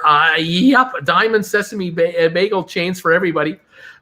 Roller rink sounds like a hoot. I think we should go booting. Yes, in Texas. You can go booting in Texas. There's roller rinks in Tennessee. Oh, man, this could be fun. Bill Coyne, tank top, shorts, and flip-flops are my dress choice of choice. The answer to Pat's versus Geno's in Philly is Jim's. It's so much better than the others. Wally's World, Bruce, metabolism is not the slow burn stage 2 rocket fuel stage. It's a liftoff fuel, okay? Ryan Cohen's wife's boyfriend, Uncle Bruce, just say the word. I'll put you on a CFO candidate list. You fit skills. They need 5'8". I think there's a rink in CDA. Adventure Duncan play the old telephone game, GMC Cup and Rope. Okay. Jack, reading Terminal Market, best place to eat in Philly. Dinnick's. Oh, there's some restaurants that I'm going to be referred to. No question about that. We got to go to Kansas City for ribs, don't you think? And there's good food in Nashville, isn't there? Good food in Memphis. Wouldn't there be? Atlanta, there's got to be good food in Atlanta. I know there's good food in Atlanta. Oh, Pat's and Geno's is slop. Drinking a game whenever GameStop hits 190. True. Who let the Bruce out? Bruce. Pin the diamond on the ape. Jessica, my house. Popped the wine cork and accidentally hit and killed the endangered snow owls on display cage that we're raising money for. Dumb and Dumber. Yeah. You got to wear an orange and a pink tuxedo. Orange or pink are the colors for the guys. Oh, man. Jane Doe. Sorry, Cav. What are the drug laws on international waters? I can't go there. I don't know. God, like one GameStop share per entry ticket. Jack, Pat's or Geno's? Neither. It was a trick question. Colin, clap. Adventures, drink soda and a glass of a glass bottle. My legs aren't made for a dress. Poses party. I left for a while. What happened? What happened with you guys? What's going on? Oh man. We're planning the big meet and greet event. We're talking about going to a roller rink rather than having the thing in a ballroom. Why don't we just do it at a roller rink? We can be roller booting between me talking to you guys, and we'll put on the 70s and 80s disco music. Oh, it'll be great. Let's get wired. Oh man, microdoses party. New hit song. Who let the Bruce out? Bruce. Who let the Bruce out? God, I love Nashville. Apes in tuxedos. See, we're all wearing tuxedos and evening gowns, and we're going to go to a roller rink, and we're going to have bobbing for apple competitions, and we're going to have the limbo party, and we're going to play bingo. Oh, our meet and greet's going to be awesome for Stock Markets with Bruce. Uncle Bruce, we're going to hang out with Uncle Bruce for a lot of fun. You see, the source of most internet humor lies in the absurdity of the populace. You say, there you go. Weird, you're on the right place, though. God, I live for Bruce's laughter. I microdose most days. Been a while since a good old-fashioned macro dose. Call Fred, Adam, and Justin for the best strip clubs. Market, but sell before 10 times more tickets to get printed on Wall Street. Jessica, pin the short on the hedgy. Adventure Duncan. This all sounds like a great cruise to me. Drew, drink Mountain Dew for a champagne glass. That's how we do it. We're a mixed bag of everywhere. Poetry and bagel slam. Wally. My Jen says Tears for Fears and Wham. That's why I love her more and more every day. There you go. Dan Hammer. We can play hedge fund musical chairs. 1,000 people, 1,500 chairs. Untamed Viking. Red Hot Chili Peppers, formal attire, and solitary black sock. J. Ray, nice. I may have double dipped this morning. Can't remember. Adventures with Duncan. Play marbles. Sitting Bull. GameStop's Uncle Bruce's Bagel Ant Army is here. Made with salt. Stock Markets with Bruce. All my stocks have been down for 3 weeks. Jeez, man. Make it happen. Just dipped to 176 for a second. Anyone seen that? Let's take a look. Did anything like that? Low of the day, 183.60 is all I got. So I don't have anything like that. Chicago. Yeah, we got Chicago here. We got Texas here. Fear and Loathing in Wall Street. Jay Ray, LOL, no harm, no foul. Chicago, Deep Dish, Lou Malnantes. Laughing my ass off here. 1,000 people for 70 chairs. Musical chairs, good. Musical lifeboats, not good. Well, it's world bless supportive partners. Bruce can have speed dating doing this event too. Mingling for a merger. Speed dating coming to Uncle Bruce to a town near you. The Uncle Bruce Roadshow includes roller rink, bobbing for apples, bingo, and speed dating. We're going to have so much fun. Wearing a tuxedo and evening gowns, dressed in the nines. Oh, we're going to have fun. Frankie, back my bagels with Bruce mug just arrived. Right on. Laugh out loud that name. The ants make the bagels, and the ants eat the bagels. Ryan Cohn's wife's boyfriend. Olivia's loving this. Oh, my gosh. We're having fun here today. I can't keep up with the comments. They just keep going so quickly. Can't get I want a curling lesson from Jen. The last person that lets me dress myself is still sorry. Absolutely sub out a manager. You have enough on your plate, figuratively speaking. Hello, fellow Chicagoans. JJ Gunn. Yes, lose is best. Made with salt. Why the face is naked stock. The Ryan Cohen in here might want to chat with his wife's boyfriend about this. Hedgie sweat shirt competition instead the girls' wet t-shirt competition. Oh man, I don't know what that. Marshall, KC is where it's at, man. Jane Doe, the Texas for barbecue. There you go. Made with salt. It's been a decline for 6 weeks. No sign of coming back up. Balanced budget. No, zero debt. 207 million cash operation. Jay Ray, Josh, I hear Corduroy is coming back. A Sitting Bull, I would start to buy a share during Bruce's Bagel Hour tradition. Jane Doe, yes. Make naked, been short like crazy. Don't forget, dunk the hedgie, pass the parcel. Oh man, that looks good. The world's largest drive-in theater displayed the side of Kootenai Pass. See, how about that? As on a run. Thanks, Joe Biden. Thanks, Bruce. It's true. What is that? SMH up 686 today, doing well. What can I say, guys? Too much fun here. I gotta stop the show. I gotta get a rest here. So many of you guys. Last time I was skating, I broke my wrist. D Nix at Reading Terminal Market in Philly. The pork broccoli Rob sandwich. That's the best Sammy ever.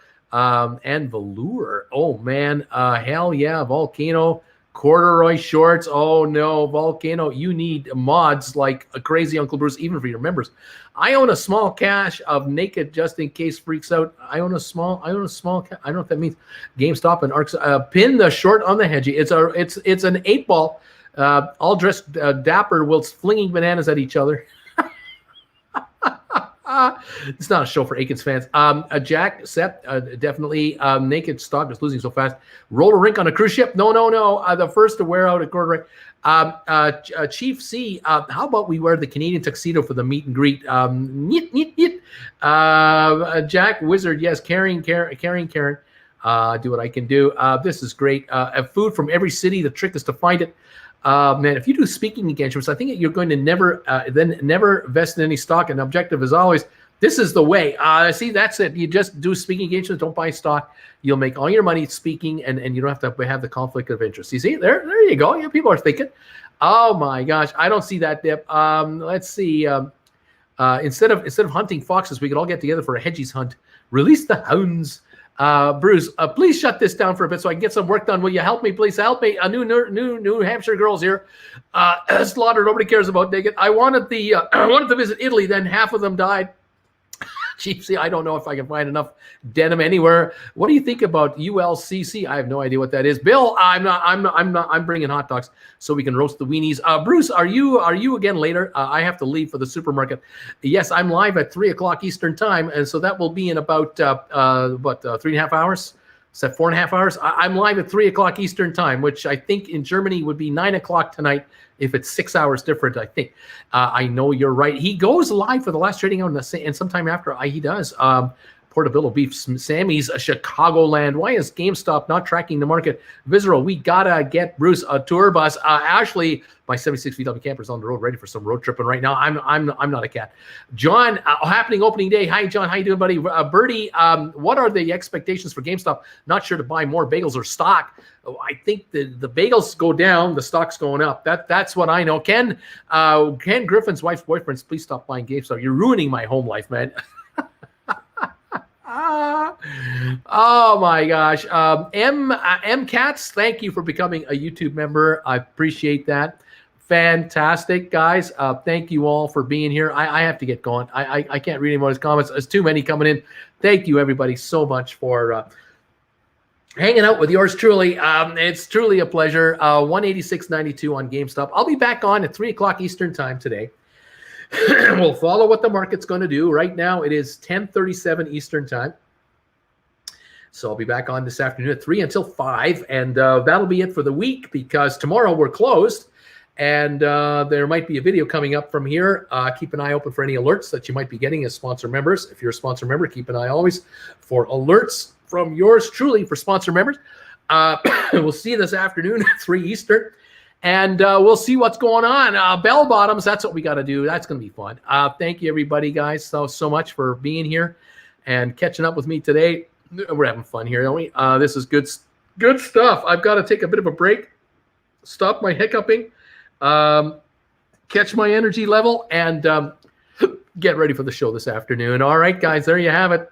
we'll keep coming up with unique ideas for the big get together when it happens. In the meantime, thank you all for being here. We have 2,600 thumbs ups. Thank you. And it's looking good. I appreciate it. We will catch you 3 o'clock this afternoon, guys. Okay, I'm gone for now. We'll talk to you later. See ya.